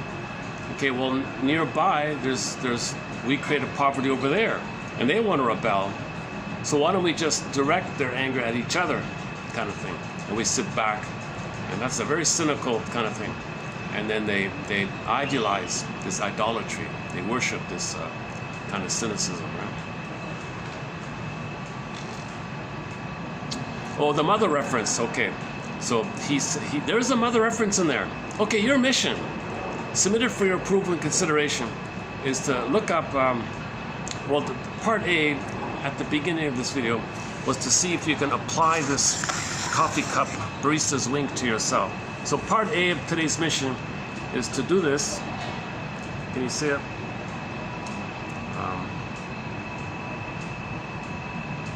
Okay, if you didn't see it, part A of your mission today is to apply or adapt or vary or paraphrase today's barista's wink Rest in peace to all the hours I spent explaining myself to other people. Okay, there you have for yourself, right? Rest in peace to all the time I spent trying to please people to make them like me, or so, I don't know, maybe like that, something like that, right? So just vary it, just see what freely comes up. Just freely, yeah, do it like a free association. Yeah, rest in peace to all the time I felt people should do something that I wanted or something. That's a spontaneous thought that just came up, yeah. Maybe I expect expectation. Rest in peace to all the time I expected something from other people. Instead of listening to them, getting to know them. Rest in peace all the time that like. So just experiment with it. Try it a few times. That's part A. And part B is to look up the lyrics of the song Call It Fill in the Blank by Mr. Bruce Coburn here. And look for the mother reference. That'll be a clue that you completed your mission, if you found the mother reference. So he talks about the mother reference. Okay. Dun dun dun dun dun dun dun. That one there.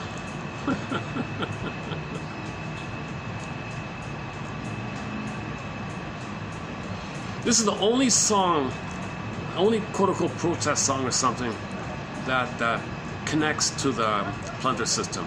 I heard him on stage say, you know, I think I'm the only one ever in all of history to write a song about the IMF. Fill in the blank, MF. Okay. Here's the answer. Let's try again.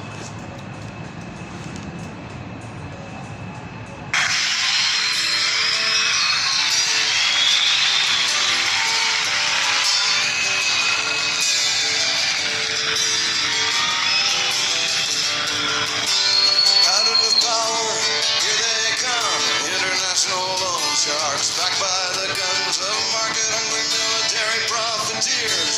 His word is a swamp and his brow is smeared with the blood of the poor. Who rob life of its quality, who render rage a necessity by turning countries into labor camps, modern slavers and drag as champions of freedom.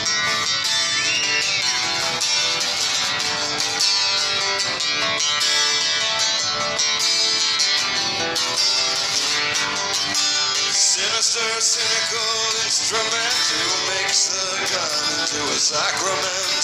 The only response to the deification of tyranny, a so-called developed nation's idolatry of ideology.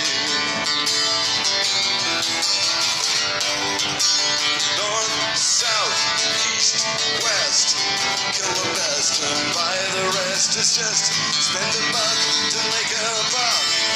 You don't really give a flying fuck about the people in misery.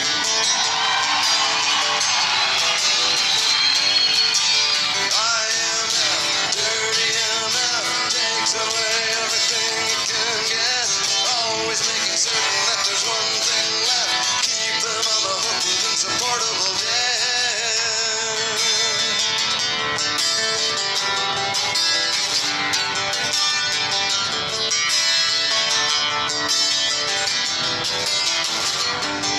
See them paid off the local bottom feeders, passing themselves off as leaders.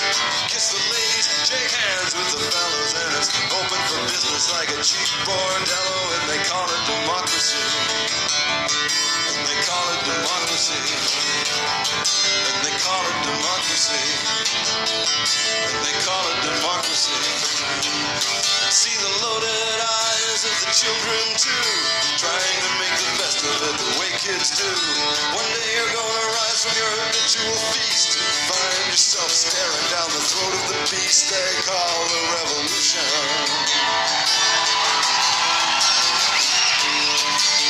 IMF, dirty MF, takes away everything you can get. Always making certain that there's one thing left. Keep them on the hook with insupportable debt.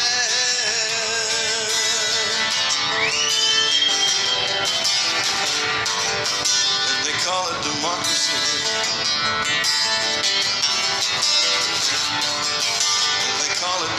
democracy.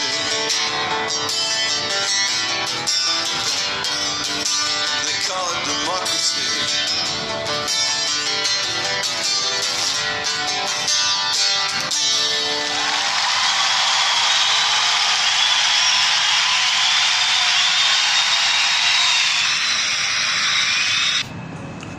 So all this debt and printing, shell game, print, plunder, all this debt you owe, that's a reflection of the guilt. If people can heal this sense of inner guilt, if people can heal this sense of inner guilt, we're not guilty. No baby's guilty.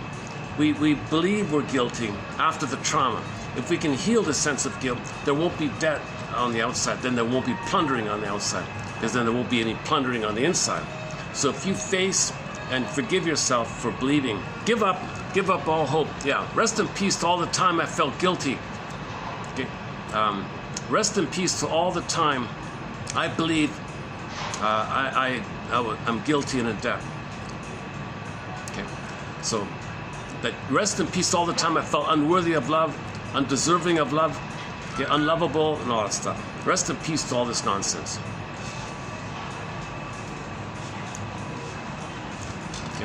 Then that'll diminish this voice, and it'll just be a neutral voice. It'll be laid to rest, and now you have a neutral voice, or a voice that says, no, it's okay, you can be yourself, that kind of voice, right? So you want to create this new voice in your mind, you can be yourself kind of thing. Then the outer world will reflect that. The outer world will reflect the real economy being increased. People can have their basic needs met, and people can express their work and live and love and work in a normal place, and they can create things, invent things, and draw beautiful things for us, and make new discoveries and new things that benefit everybody, like that, right? And this hedge fund guy, he said he did the math. He said he did the math. If people can heal their inner, get this, if people can heal their inner guilt, if people can face that they're not guilty, they weren't born, that's why they say you're born bad. No, that's the trick. You're not born guilty. This is where religion enters in. They want to bombard you and brainwash you that you're just naturally born sinner. No way. No baby's born guilty. Sin means guilt. Sin means guilt, debt, guilt, sin. It's all synonymous. Pain, guilt, shame, death. Okay, you're not born that. You're born to be loved. You're born to be yourself. You're born to be loved. You're born to have your beingness, your beauty, your budding beauty, your ontology, your princess. You're born to have a princess within. You're not born meant to never have a. You're born to feel. We're feeling people. We're feeling beings. That's the natural state. After the trauma, then we think we're guilty to make some sense out of the chaos, some order out of the chaos of the trauma. To kind of create some kind of order and chaos out of the trauma, we just conclude, well, mother, for my survival, I gotta think mother's good. I can't believe she's lying to me, so mother really hurting me, that's a separate monster, that's not my mother. I'll lie, like the thirsty guy in the desert hallucinates a goddess, oh, there's my mother. So you lie to yourself like this, and you believe you're guilty. You unconsciously believe you're guilty. You don't know it, right? So then, if there's guilt on the inside, if there's a feeling of guilt on the inside, that you did something wrong, you're defective, you're born bad, you owe debt, guilt, okay, if you feel that, after the trauma you feel that, it'll be reflected by putting others in debt. You owe, your guilt, you owe. And that's the mechanism to plunder, because the plundering creates the guilt. Mother plundered, get the guilt. Mother plundered you get to feel the guilt. You plunder on the planet, okay, you put people in debt to reflect the inner guilt. Debt on the outer side is a reflection of inner guilt. So debt on the outside is guilt on the inside. Okay, mother plundering the baby. Okay, we plunder on the planet on the outside. As above, so below, right? So if we heal this inner guilt, there won't be debt and all that. Now back to this hedge fund guy. If that's the case, I'm adding this part here, but let's just say if that's the case, according to this hedge fund guy, Mr. Smith, what's his name? I don't know if it's a real name or not. That's what's his name again? Smith something. Yeah. What's his first name again? Scott Smith. Go to Scott Andrew Smith, The Tale of Two Economies. That's where I got the phrase from. That guy. He's a plunderer. He's a pillager. He's heavily into the plundering system. At the same time, he's doing a PR stunt, I think, by telling you, you know, I've done the math. Look how nice I am. Look how good I am. I've done the math. Did you know if we charge half of 1% of all the financial speculating transactions, just charge a half of 1%, not even 1%, less than 1%. Let's just eat half of 1%. How's that? Even half of 1%. All those transactions that take place, all that flipping, all that shell game activity, all that activity, charge them 0.5%. If you do that, believe it or not, the world, everybody on the planet can have their basic needs met. No poverty, all housing, 24 grand a month salary, basic, no inflation, so the money will be worth something, because all the money feeds into the economy, the real self, the real economy. There won't be any plundering thing going on because it feeds into the economy. So all activity feeds and builds the economy, not siphoning to the 1% at the top so they can build more and more tools to plunder the people, to perpetuate this plundering the planet system. No, it's going to reverse around, and we're going to feed the economy, so the natural economy will be stronger, more creativity, more products, more services, more good things like that. So this guy, this Smith guy, he's on YouTube. Look him up on the TED. He did one of these TED Talks, Mr. Scott Andrew Smith TED Talk, Tale of Two Economies. He was promoting his book like that. That's how I found him, I think.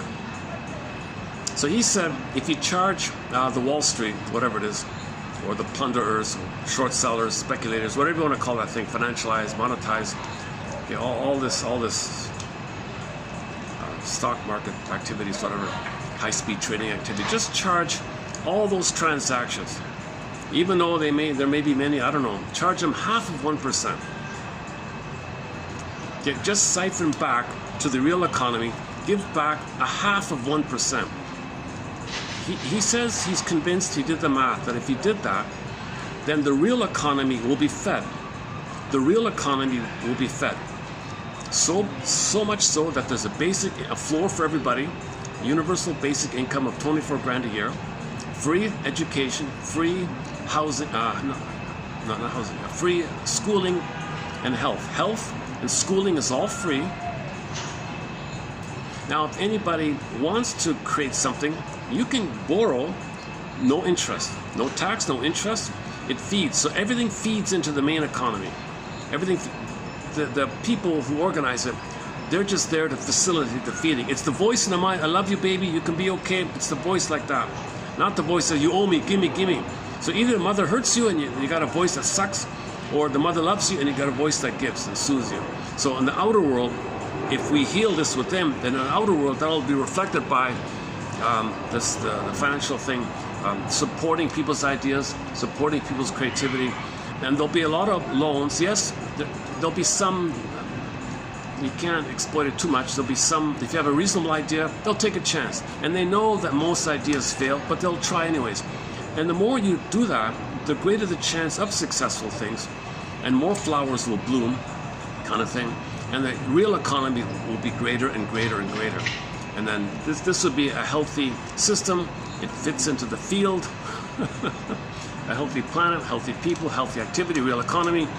And then this is a sustainable way this kind of thing. Versus what we have now, where at the rate we're going,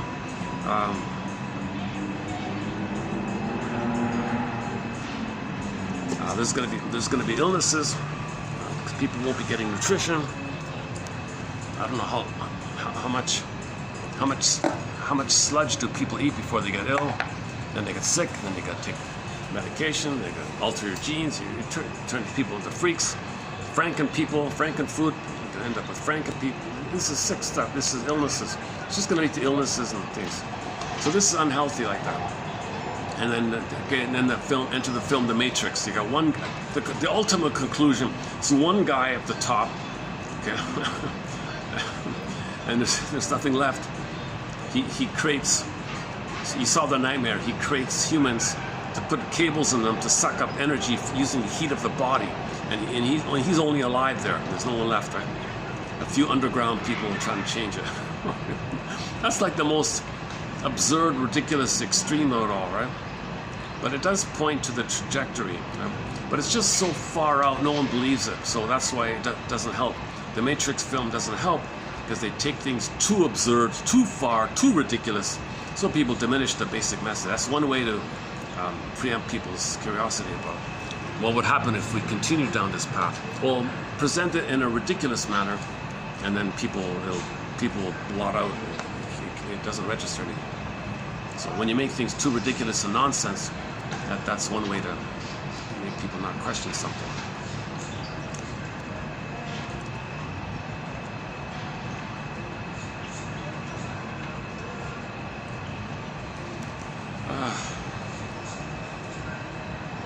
Yeah, luckily, temperature, you know, look, it doesn't, I don't know why I should say this, but the temperature's dropped a bit. It's finally cooled up a bit here. I'm just enjoying this cool weather for a change. Oh, everyone's speaking on me here. Hang on a second. What's going on here? I gotta say it again. I feel awkward because this video and the past two have been way more anxious than normal, way more choppy and erratic than normal. I feel a little, it's kind of worried, like, can I say this kind of thing? But I'm trying to tie in, I'm trying to weave, I'm trying to make the link of how the outer is a reflection of the inner. So to know the inner, sometimes you gotta look at the outer, because that tells you the inner. You can make the inference of the inner by looking at the outer. So when you look at the outer, you can make the inference, maybe the inner, so maybe there's an inner that created that outer. So what would the inner look like that would create such an outer? Well, the outer, you got a real economy, and you got the plunderings thing. Well, each person within has a real self and something blocking you and attacking you. It's called the inner critic, the inner persecutor, the inner tormentor, inner fill in the blank. Okay, self-saboteur, inner tormentor. Fairbairn calls it the inner tormentor. Most people call it the inner critic. You know, it tells you you're no good, you're guilty, you're no good. So in the outer, you see the 1% saying, they're no good, blame the victim, they're no good, we're good, they're no good.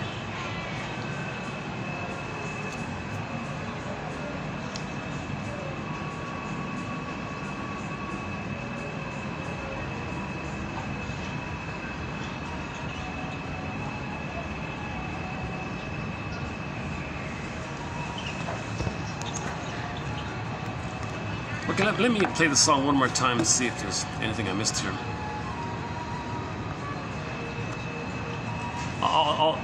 If a lyric jumps out, I'll hit the pause button. I think I covered the basics of the song, right?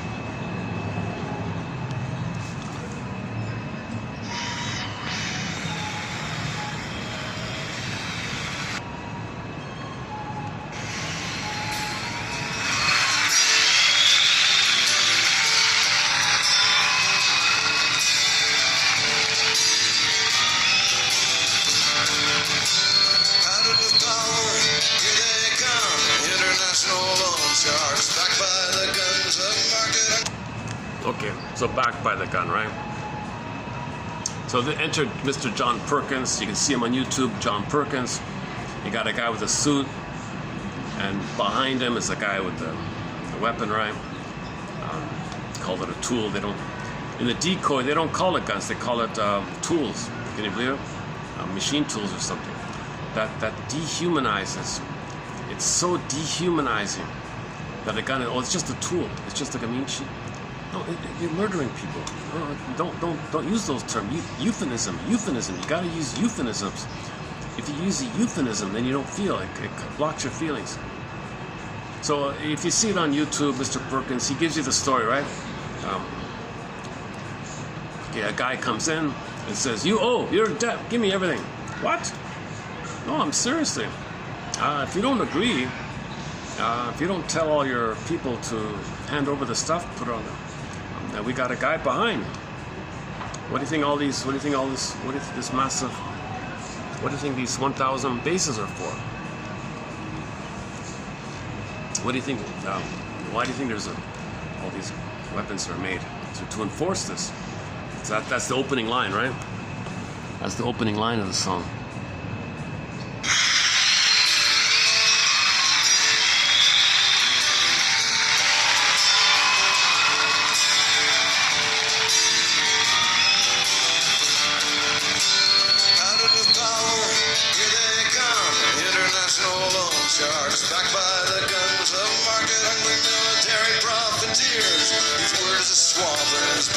is smeared with the blood of the poor.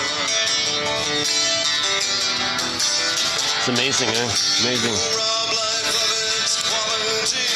Rob life of its quality. So that's code for the baby's quality was robbed. The mother robbed the baby's quality, his soul. Mother ate the baby's heart, individuality, his beingness, his budding beauty, his emerging self, his feeling self. That's quality.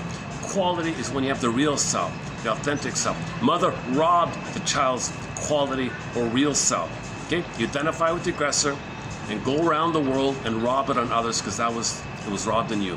You do outwardly as a reflection to know the inwardly. How do you know the inwardly? You do it outwardly, and then you observe yourself. That's what happened inwardly. We communicate by behavior. It's recorded in the body. The body knows, the unconscious knows, implicitly knows, procedurally knows. The action language. So there's no language in the early on time. It's pre-linguistic, pre-verbal. It's all bodily. Okay? The body knows, the unconscious knows. So it's trying to reach consciousness for healing.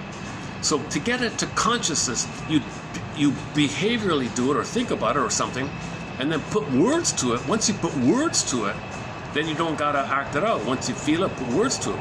But in order to feel it, you gotta put words to it. You gotta have the story and then the feelings. You gotta now know what you couldn't have known so you can then feel what you couldn't have felt. Psychoanalysis looks for an egg in a basket that's missing. So you make the basket, then the feeling might come in. You know? So he says, yeah, I'm gonna rob you of your place's quality. Well, that's the person doing that is meant to know that the mother robbed him of his quality, his inner quality, his inner beauty. Mother robbed the baby of his inner beauty. Babies are human beings.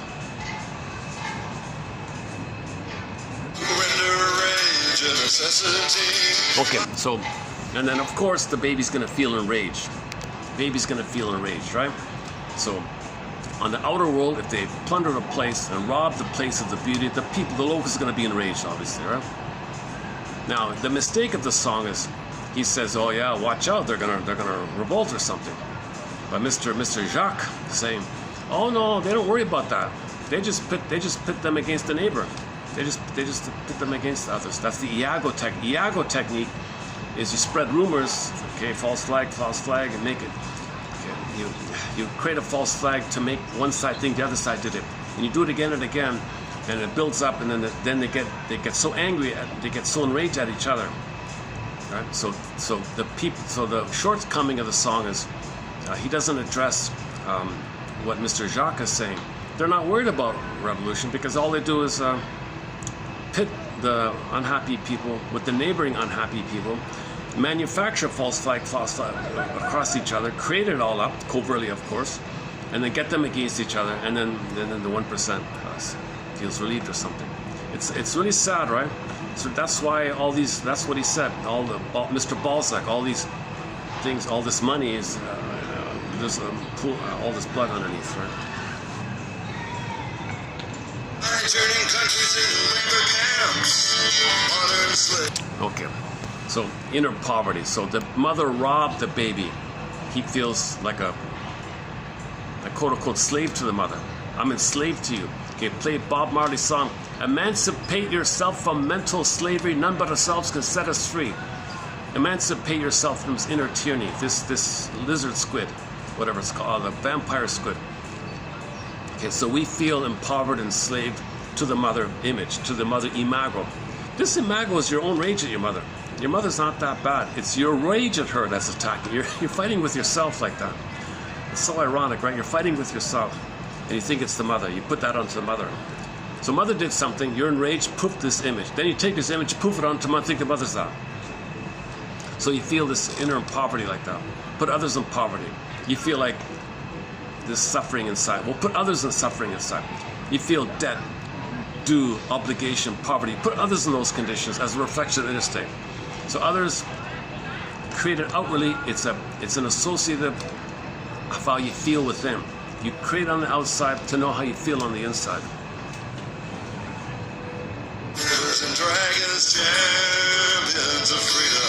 Oh yeah, and then of course, you want admiration for them. You want to be admired that you're good and they're bad. Because mother thought she was good. She felt entitled. I'm right, I'm good, I'm entitled, I'm the mother. Baby, you're bad, you're no good. So you just recreate that thing. So when the mother's the aggressor, I'm so good, mother knows best, and society bombards you with that slogan, mother knows best. Well, happy mother, happy birthday mother, all this unrealistic worship on this kind of thing. There needs to be 2 Mother's Days. The regular one, actually, you know, maybe you could just celebrate her on her birthday. And on Mother's Day, it should flip it. On Mother's Day, those are the days when mothers write apology letters to their adult children saying, I'm sorry for what I did, I feel badly for what I did.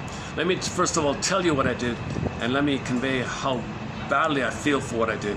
I got to share that. On Mother's Day, they take responsibility and be a mother and be ethical and share the trauma, the knowledge, help the child get the story. Mother's Day should be about mothers doing something for the children, not the other way around.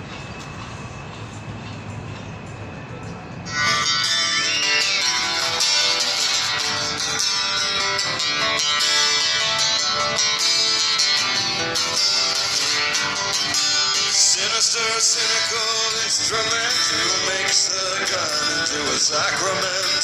The only response to the deification of tyranny, a so-called developed nation's idolatry of ideology. North, south, east, west, kill the best and buy the rest. It's just spend a buck to make a buck. You don't really give a flying fuck about the people in misery. Yeah, so the mother didn't seem to care. When the mother did this, she felt entitled and didn't care, didn't give a you-know-what. So they do that, they don't give a you-know-what. That's a reflection of the mother's immense sense of narcissistic entitlement to receive. She can't give. So okay.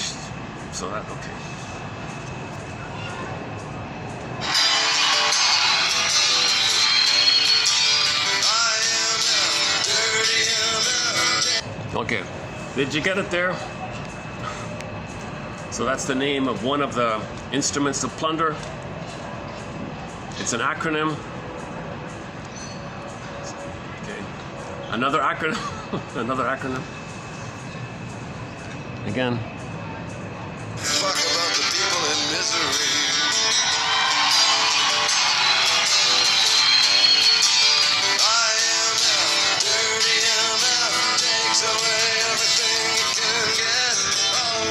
Certain that there's one thing left, keep them on the hook with insupportable debt. So the mother just makes you feel guilty. The mother hurting you leaves the baby with unresolvable complex of guilt. Labyrinth of the guilt complex. Now the baby's got a deep, deep sense of guilt called debt. Debt and guilt are synonymous in the German language. It's even the same word, Schuld. Schuld. Mother says the baby schuld on you. Oh, baby grows up, and then, well, that doesn't matter the language, right? So all around the world, you're in debt because I feel schuld. I was schulded, schooled. I was schooled to feel schulded.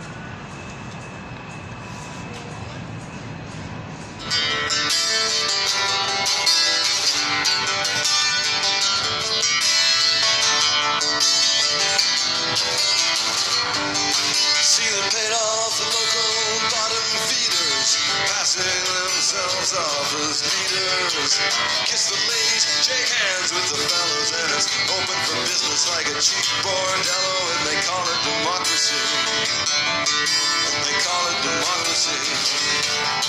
And they call it democracy. And they call it democracy. And see the loaded eyes of the children too, trying to make the best of it the way kids do. One day you're gonna rise from your habitual feast, find yourself staring down the throat of the beast they call the revolution. Yeah, okay. So again, that's what Mr. Jacques is saying. No, they're not. They can have their nice feast. They're not worried about that. He says they're never worried about that because all they got to do is, okay, pick up the phone. Okay, put those two sides against each other, and they continue with their feast.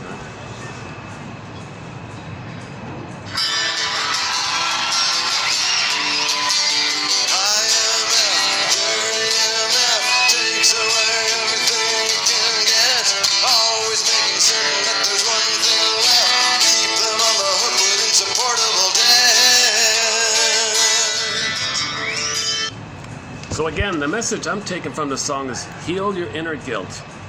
Heal this sense that you did something wrong, that you forget this idea that you were born bad.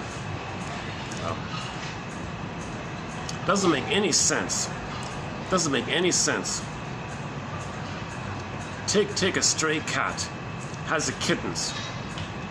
Is any cat born bad? Okay, I'm not talking about special exceptions, but some mothers can't handle all the kittens, right? That's always sad about that, right? Nothing born is born bad.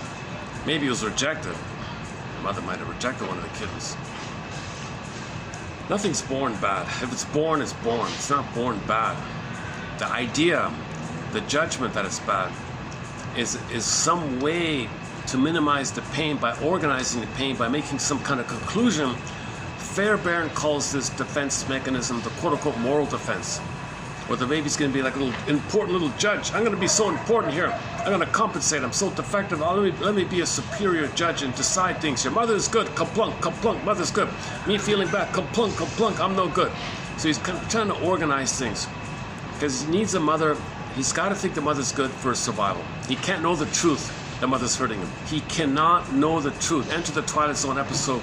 Need to know. He cannot know. You can't handle the truth. I can't handle the truth. Mother, you're good. I can't handle the truth that you're hurting me. The pain. I'll just assume I'm defective. I'm bad. I'm guilty, and my job is to be in debt and owe you all the time. That's just code for the baby's ongoing effort to try to fix the mother, cure the mother, because the baby wants a loving mother. The baby needs a loving mother, so he's going to make a continuous effort to fix her and cure her. So he'll stay dysfunction. Dysfunction maintains the tie. Dysfunction means you're still trying to save the mother, cure the mother, fix the mother, heal the mother, so that you can get a better childhood past. In order to get a better childhood past, you first got to fix the mother, heal her. That's the mess we're in, right?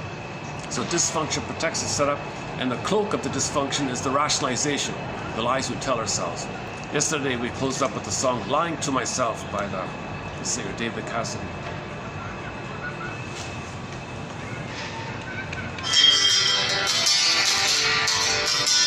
Call it democracy.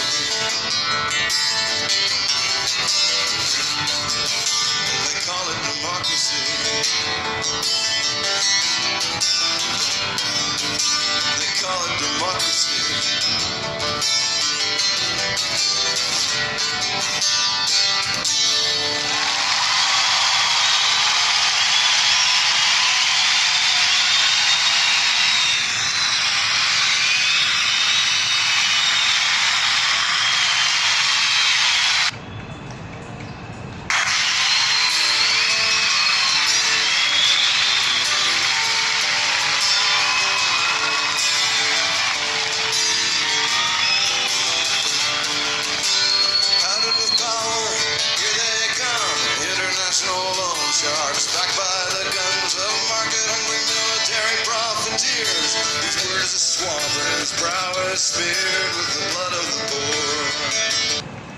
Okay, so there's a very old famous one-liner.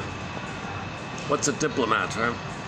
He's somebody who robs your watch and then charges you for the time. Some similar idea, right?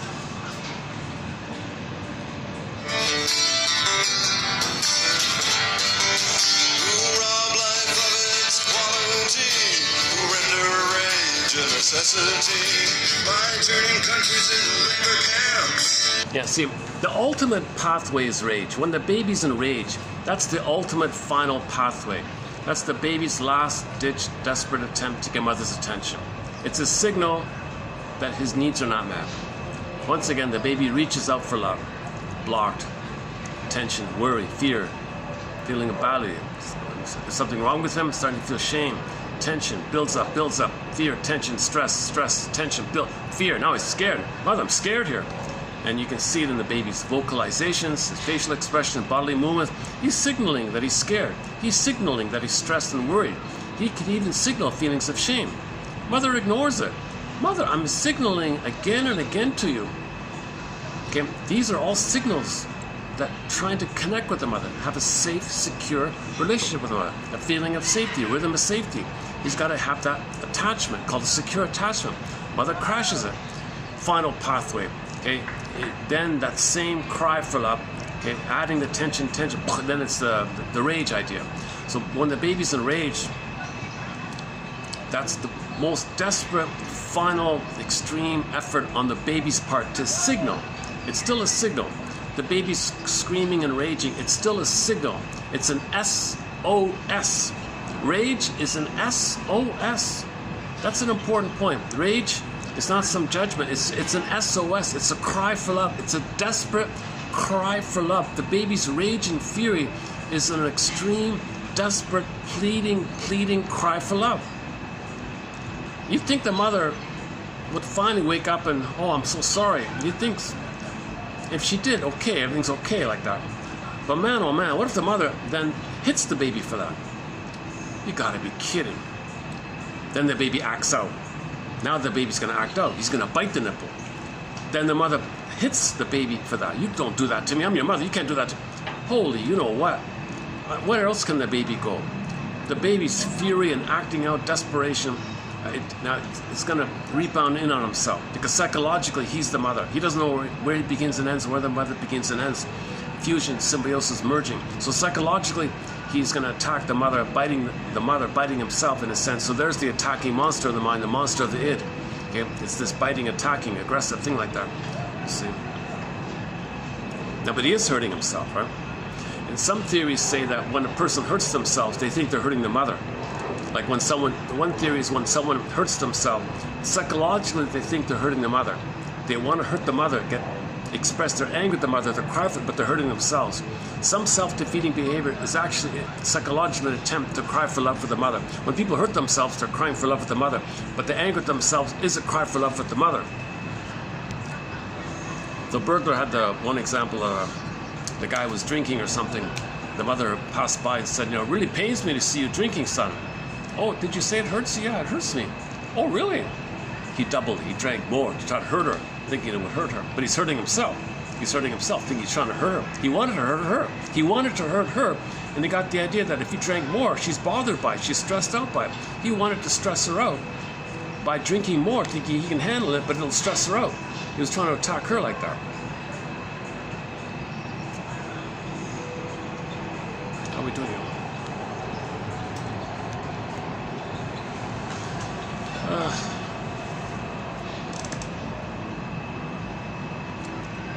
Yeah, I did it right today with the coffee. I just had one coffee. So I'm still okay. I didn't do too much. If I drink too much, I get sluggish by this time. I'm still okay. Man, oh man, what a great. So part A of your mission, once again, to bury this for yourself. Bury this. Is it showing up? Oh, there's the comment. Sorry. Is it showing up there? Rest in peace to all the hours I spent justifying myself to other people.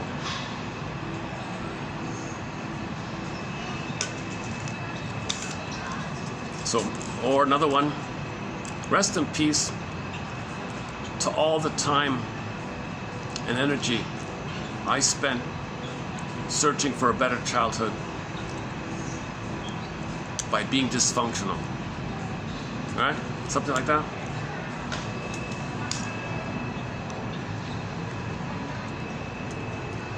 Oh, did we finish the song? Modern slavers and dragons, champions of freedom.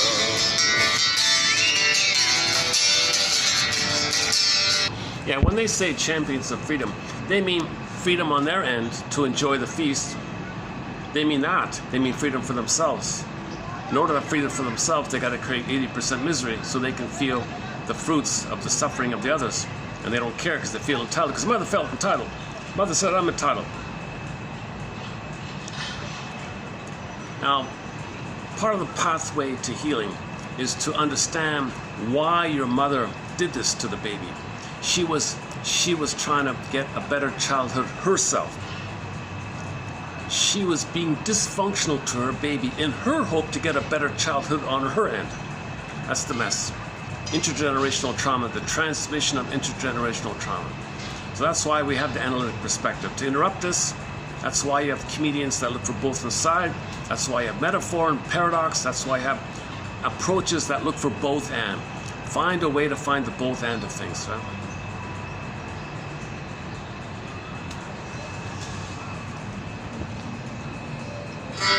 Know thyself. Sinister, cynical instrument who makes the gun into a sacrament. The only response to the deification of tyranny. A so-called developed nation's idolatry of ideology. Idolatry, you're worshiping this false belief. Okay. The false belief, worshiping a false belief, okay, means that's your way to repress the pain. To repress the pain, you gotta worship some wacky belief. Okay? Some disturbed belief that pushes back your pain. That's the theory about believing disturbed things. Then you put statues, you're perpetuating these statues of prejudice. Okay? Idolatry of ideology. North, south, east, west, kill the best and buy the rest. It's just spend a buck to make a buck. You don't really give a flying fuck about the people in misery.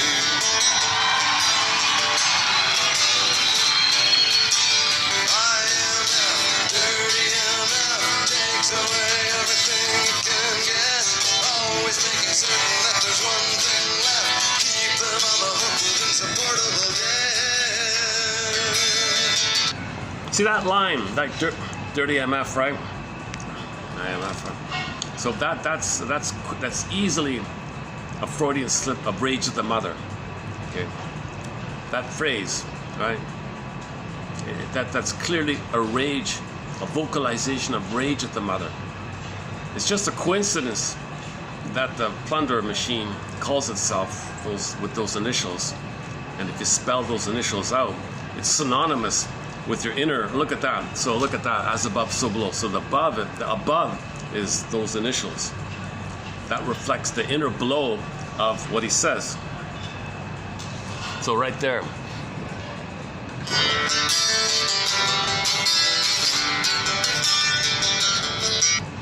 So when a baby feels so enraged like that, okay, with that expression, dirty MF, okay, then you create the IMF as a reflection of how you felt, as above, so below. So we create outwardly something, somehow to know the inner.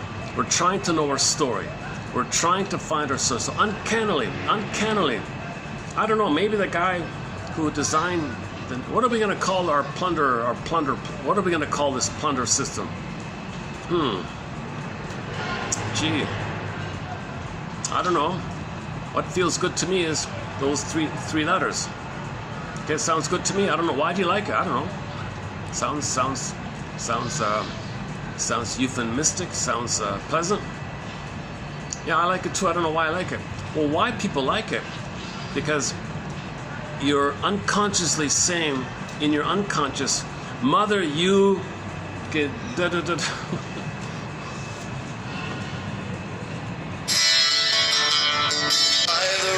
It's just spend a buck to make a buck. You don't really give a flying fuck about the people in misery.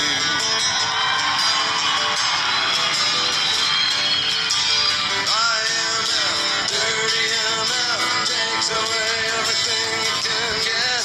Always making certain that there's one thing left. Keep them on the hook with insupportable debt.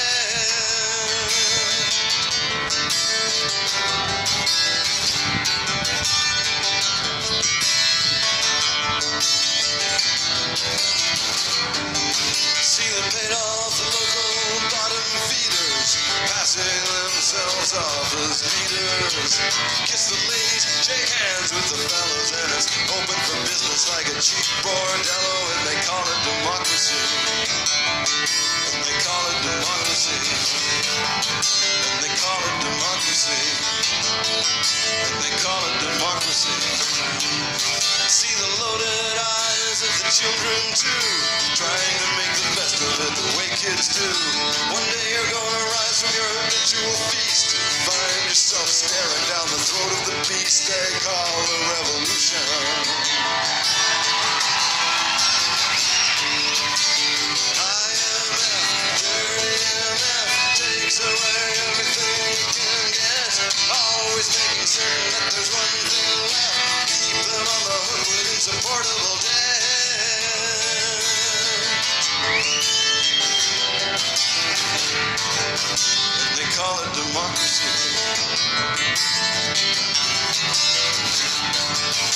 They call it democracy.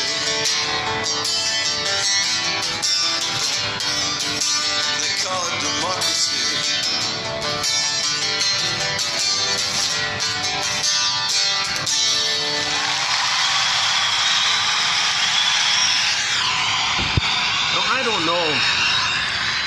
I don't know what percentage of people who are cheering are saying, oh, I'm glad, I'm enjoying the plundered side, and I'm not on the 80% side. I don't know, like they enjoy the Shatterfoot, and maybe they regard that song in terms of a celebration of the Shatterfoot, and what percentage of people enjoy the relief that somebody's saying the truth somehow. There's a voice finally for the 80% of people who are suffering. Little children were starving and dying. There's a voice for these poor little children dying and starving. What a relief like that. So I wonder what percentage of the audience, how would you divide that like that? I mention that because apparently there was a speech about all the money the plunder system was making. And it was presented in a sexy outfit, like a very. They had some PR lady in a basically in a swimsuit or something, like talking about the plunder system. They sexualized the plunder system. So she was talking about the plunder system, but here you have this woman, this extremely sexy-looking woman, talking about the plunder system and even doing sexual gestures and maneuvers and all that. And people were flocking to this kind of thing. So you mean you need this to hear the truth? Is that what it is? Or are you just okay, never mind. I'm not sure about that.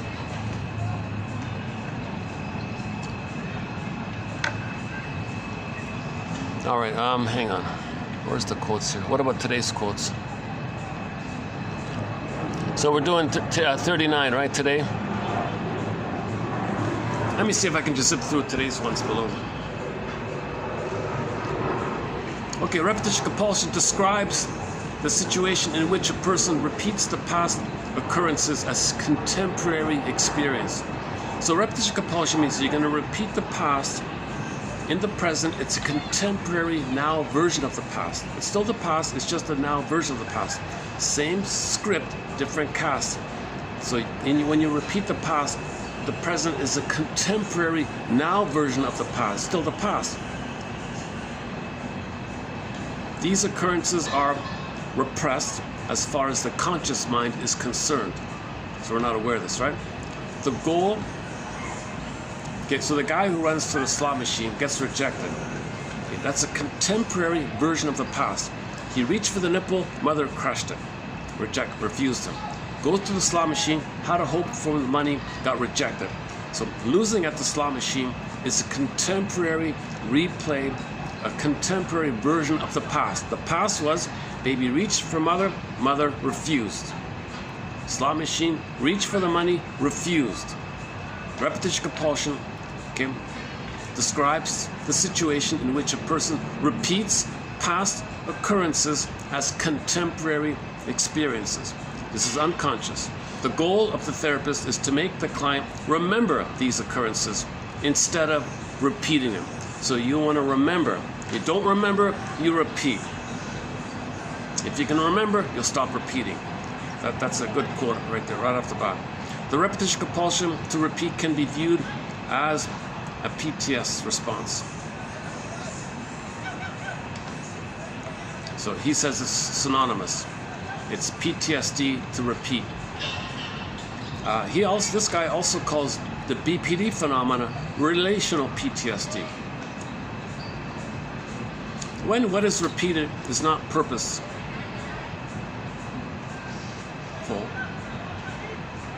when what is repeated is wasteful, destructive, non-useful, or in what other way, not to the point of the present situation. Okay, when this kind of repetition occurs in an ongoing way, despite so far as one is aware, one's best intention, we refer to it as the repetition compulsion. Okay, so if you're repeating and it's destructive, wasteful, okay, that's the repetition compulsion. You're not aware of it. Okay, there's a link between attachment trauma and the compulsion to repeat. Okay, the repetition compulsion is the repeat of the crisis of attachment. Baby couldn't attach. Repeat. You know, that's what it is. That's why you're repeating. You didn't attach. You didn't get a safe. We mean a safe attachment, a secure attachment, a normal attachment. You repeat, hoping for a better past. You repeat, hoping to get to secure attachment. Repetition compulsion is to this crisis of attachment. Attachment was thwarted.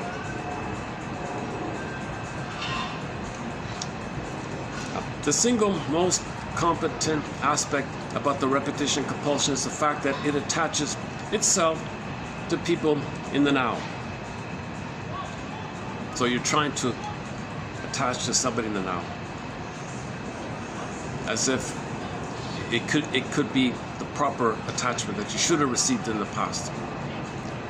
But if you have some positive relationship with somebody, then you feel safe enough to hear the truth about the past. If you're in a trance or neurosis where you really manically want to get the past, then you're not conscious. I mean, you can't get the interpretation. So the shrinks say you need some kind of positive transference just to cooperate a little bit. But at the end of therapy, it's withdrawn. The client has to be the one who decides when it might be of help to think about the past. Good therapy makes interpretations possible, not the other way around. Repetitions urgently solicit involvement. At the same time, they protectively, self-defensively, but also destructively keep distance. Modell refers to this cocoon within a cocoon, or a play within a play, feature as characteristic of the attachment of narcissistic personalities. The repetition of early trauma in which the need is at one and the same time. The repetition of early trauma in which the need is at one and the same time to re-establish relatedness, while at the same time to preserve as safe from attachment the injured, endangered, and vulnerable sectors of the self. Yeah, need and the fear, wish and the fear. You need the attachment, but you're afraid, so you protect yourself so you don't attach. There it is again. You're a fugitive from the love that you seek. Ego strength consists of the capacity to use affect as a signal. Yeah, so can you pick up your sensations and your feelings as signals? Can you recognize what you're feeling, what it means? What are the unmet needs? What's being triggered? Something happened in the present. Look for the antecedent. Look for the past. A great deal, some people say therapy is all about building the ego to recognize your feelings. A great deal of the repetition compulsion has to do with the search for safety, waiting for the right time, waiting for the time when the repetition can be rendered. So we're always in every new situation you play the record. Every neurotic is a music enthusiast, but he only has 145. He carries it with him everywhere he goes. Every time he sees a turntable, that's the chance, he plays his one and only tune. He spins off, he reels off, he recreates his one and only tune, looking for the safety attachment that he didn't get in the past. He's trying to get a better past. Give up hope for a better past, he said. When it comes to the repetition compulsion, everyone is his own philosopher. Okay, meaning we all make excuses. Okay, sometimes the phrase child within is used synonymously as the real self, the true self, the inner child of the past. Let's just leave that one there. Okay, what about the crystal ball syndrome? And the one about the Bowen one, and a couple of others. Yeah, okay, these are the Rochard one. Okay, Rochard. Okay, a couple of. I'll just leave the rest there for your reference. 3139. I just want to focus on that. Actually, you know what? Let me do a preview of 3140, a part of 3140. Repetition compulsion. Okay, this kind of remembering is pre-verbal. Okay, So we're talking about activities by which forgotten memories are relived and renewed. Compulsive acting out of traumatic experiences will later on be replaced by telling or recounting them. This becomes possible when, okay, now talk about children, this becomes possible when the child has learned to describe them and to express his emotions and thoughts in words. So, when the child can put words, it may include some pantomiming. He may play charades or something. Words and charades, let's say, in childhood time, may be the vehicle for the child to help him remember. So the child is creating a story using words and charades. I was thinking about that with the charades. That's a popular game to play charades. It's not so bad. It's helping you to find a story. The boy has then learned to tell a tale, to recount what he once experienced or did as a child. He becomes potentially the historian of an early part of his past. So the child can even become a historian of his earlier time when he tries to pantomime or put words to a story. So he's going to be we all have to be our own historians to get the history so we stop repeating. That's why collectively, outwardly, we need proper history professors to help us overall. But that's what Mr. Jacques was saying. Oh, the one about the Greek one, the myth one. Oh boy. This morning I found a reference to one of the Greek. This is one of the most horrifying. Fortunately for psychoanalysis, the ancient Greeks created myths that illustrate most of the conflicts we encounter in our clinical practice. So whatever psychology drama is going on in the healing process, there's always a myth that's a code for it, you know. And the one example is a tough one. I don't want to mention it now.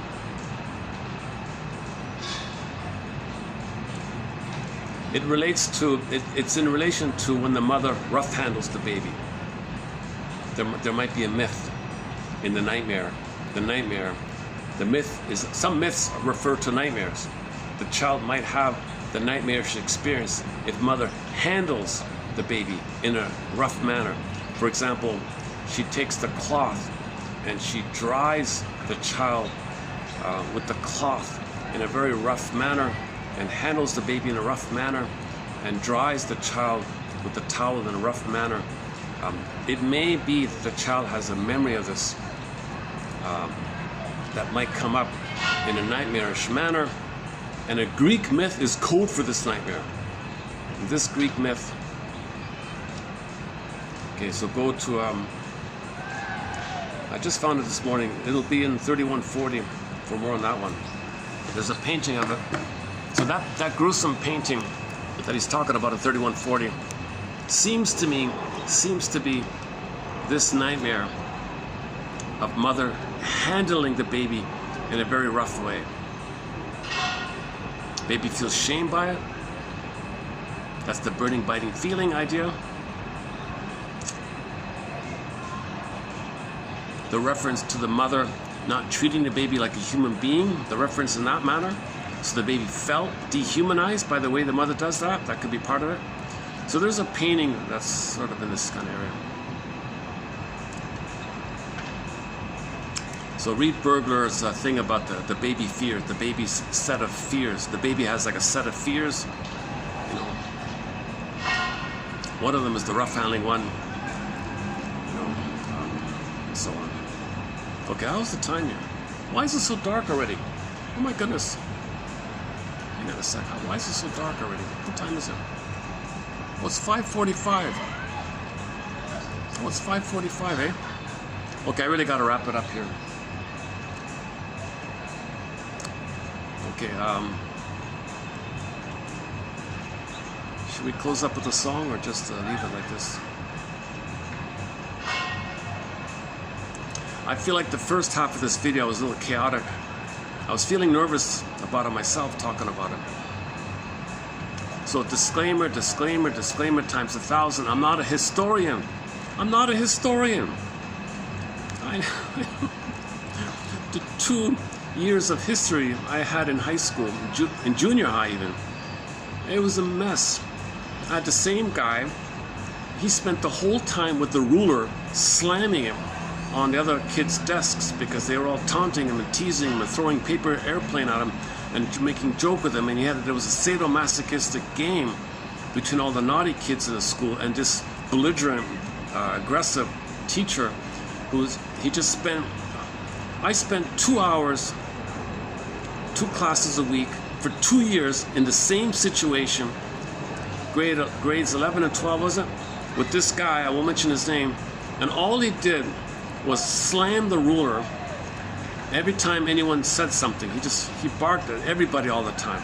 One time, a guy sat in the corner, right at the door, like furthest away from it all. I sat at the front row at the corner, right at the door. I made sure I got that spot. One time he was so enraged he wanted to slap my desk. Oh no, I never said it. He caught himself. Oh my God. And then finally when he calmed everyone down, he turned his back, write some stupid dates on the board on the year of 13 something, and then the kids would snicker and he'd turn around and charge at him, slap him. And the whole 2 years he couldn't manage the class. No one learned anything. It was a complete goose egg. Everybody got a goose egg, but the bell curve thing, everybody got a C. So literally, everybody got a C.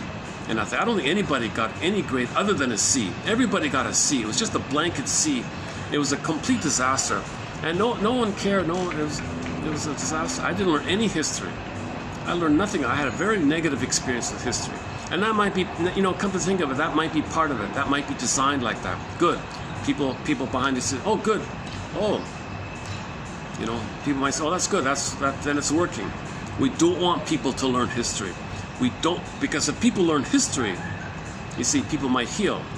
If people don't know history, they won't heal. Then they can keep on plundering. So they hired this impulsive, very rage management disordered character, and so I don't know how it started. I never figured out how it started from the beginning. I was just sitting there waiting for the bell to ring.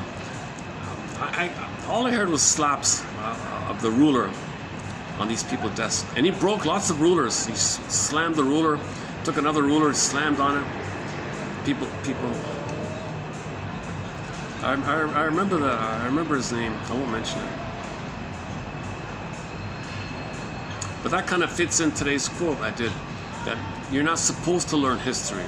It's designed to make you confused or stressed out or blot away. So you're given Hollywood, he calls it Hollywood history or Hollywood accounting, Hollywood this, Hollywood that. Confused. Don't know history. If you don't know history, the plundering continues. Okay? So he said people need to know history to heal everything. Just as an individual, just like that little kid in the quote there, that little kid was trying to tell a story, and he did some charades and pantomimes to help him tell the story. He was his own historian.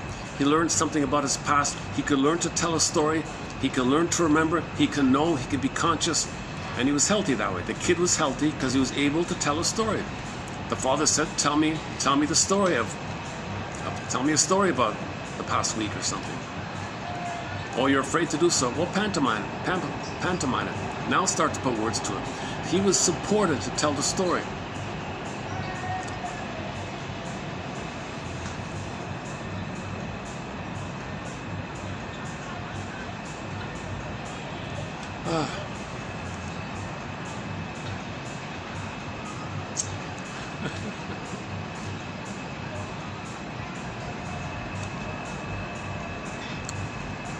Am I going to post any shorts from this video? There might be a couple of okay moments in this video, right? There might have been a few moments that are okay. 550 here. I got 14% left on the battery. The battery drains quickly, so let's take a last final look here.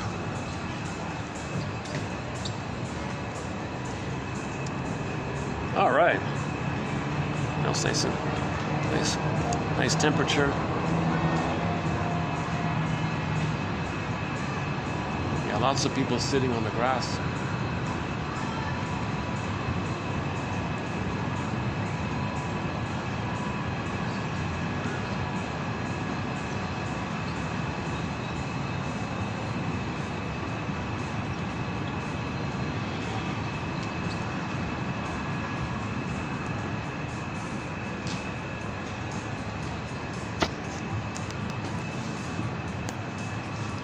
Oh, good. A little lucky. There's no meeting there tonight, or maybe it's later. Oh, maybe it's later on. Okay, let's just pick a song and wrap this video up here.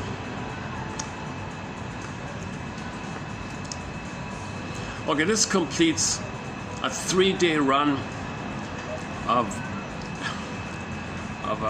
my first draft on trying to focus on this idea of the two economies on the outer as a reflection of the inner two-ness within. Okay, self and psychic squid. Okay, in the outer, okay, real economy and plundering economy. Or simply, okay, on the outer you got Main Street, Wall Street, they would say, and on the inner, so what on the outside is Main Street, Wall Street, okay, that's a reflection of the inner, of the real self, Main Street, and something in us that's siphoning and draining and giving us a hard time. It's selfish and doesn't care, doesn't give a, you know what. Back to the song. Okay, where are we here? Should we play that new song by the Fanny?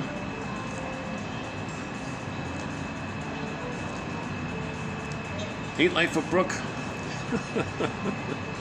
Ain't Life a Brook by Farron, the folk singer. Oh, talk about folk singer. Farron's a folk singer. Should we play the Railroad song? Okay, now that song I played earlier, Call It Fill in the Blank by Bruce Cockburn, if you didn't hear it, if it got trimmed out, if you noticed the skips, I tried to play that song. Let's maybe lighten it up. Maybe let's lighten things up here a bit. Hold a second. Carry On, Wayward Son. There's a very good cover of Carry On, a Wayward Son by the singer Deli Rizdic. She's a young Portuguese young lady from Brazil, but she sings it in English. Should we play that one? Or, hang on. Chase Wild Horses. Lying to Myself. Hold on a second. Fanny.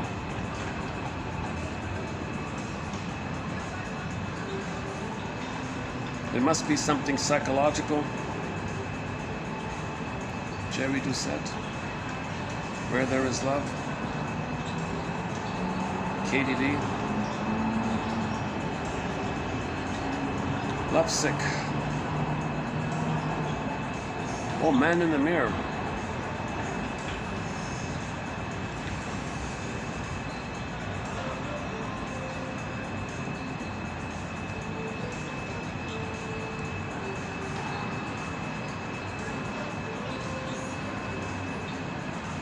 Okay, why don't we play Rick Emmett's song called Big Lie? The line in Big Lie is, we're destroying the planet as fast as we can.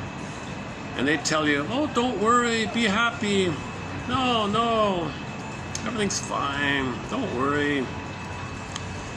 Dumping 10 billion tons of plastic into the ocean. It's nothing, don't worry, be happy. It's no problem. He says, well, the song says that's a big lie. If you keep dumping tens of billions of tons of plastic into the ocean, it's going to cause problems. No, it doesn't. Yes, it does. No, you saying it doesn't, that's a big lie. You're destroying the planet. We're destroying the planet as fast as we can here. So let's face this big lie. Pick up my guitar to lay the message down about the crazy kind of things that make the world go around. Like the money, the power, the glory on high. Everybody's living with a big lie.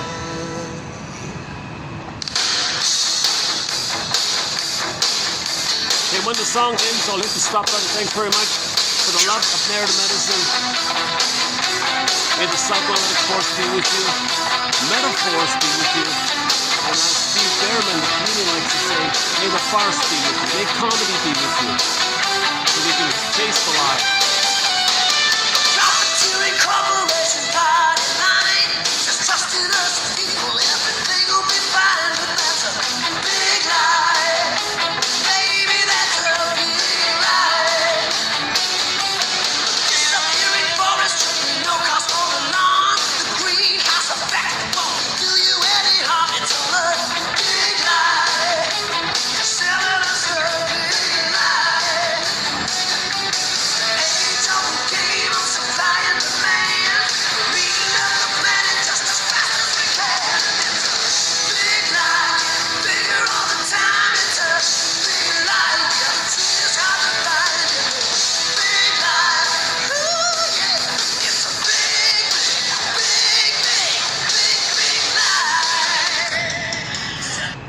In the music video to this song, he's got a pretty girl doing a sexy dance to this song. I've always been confused by it. Is it meant to cynically appeal to those who enjoy this, or is it just thinking I got to get your attention to get the message across, or is it celebrating it? And at the end of the video, you see him doing this quizzical kind of look. Which is it? You know, maybe it's this, maybe it's that. Maybe he may be saying it cynically, or maybe he really means it. Like, what is it? So he left it kind of open like that, right? Big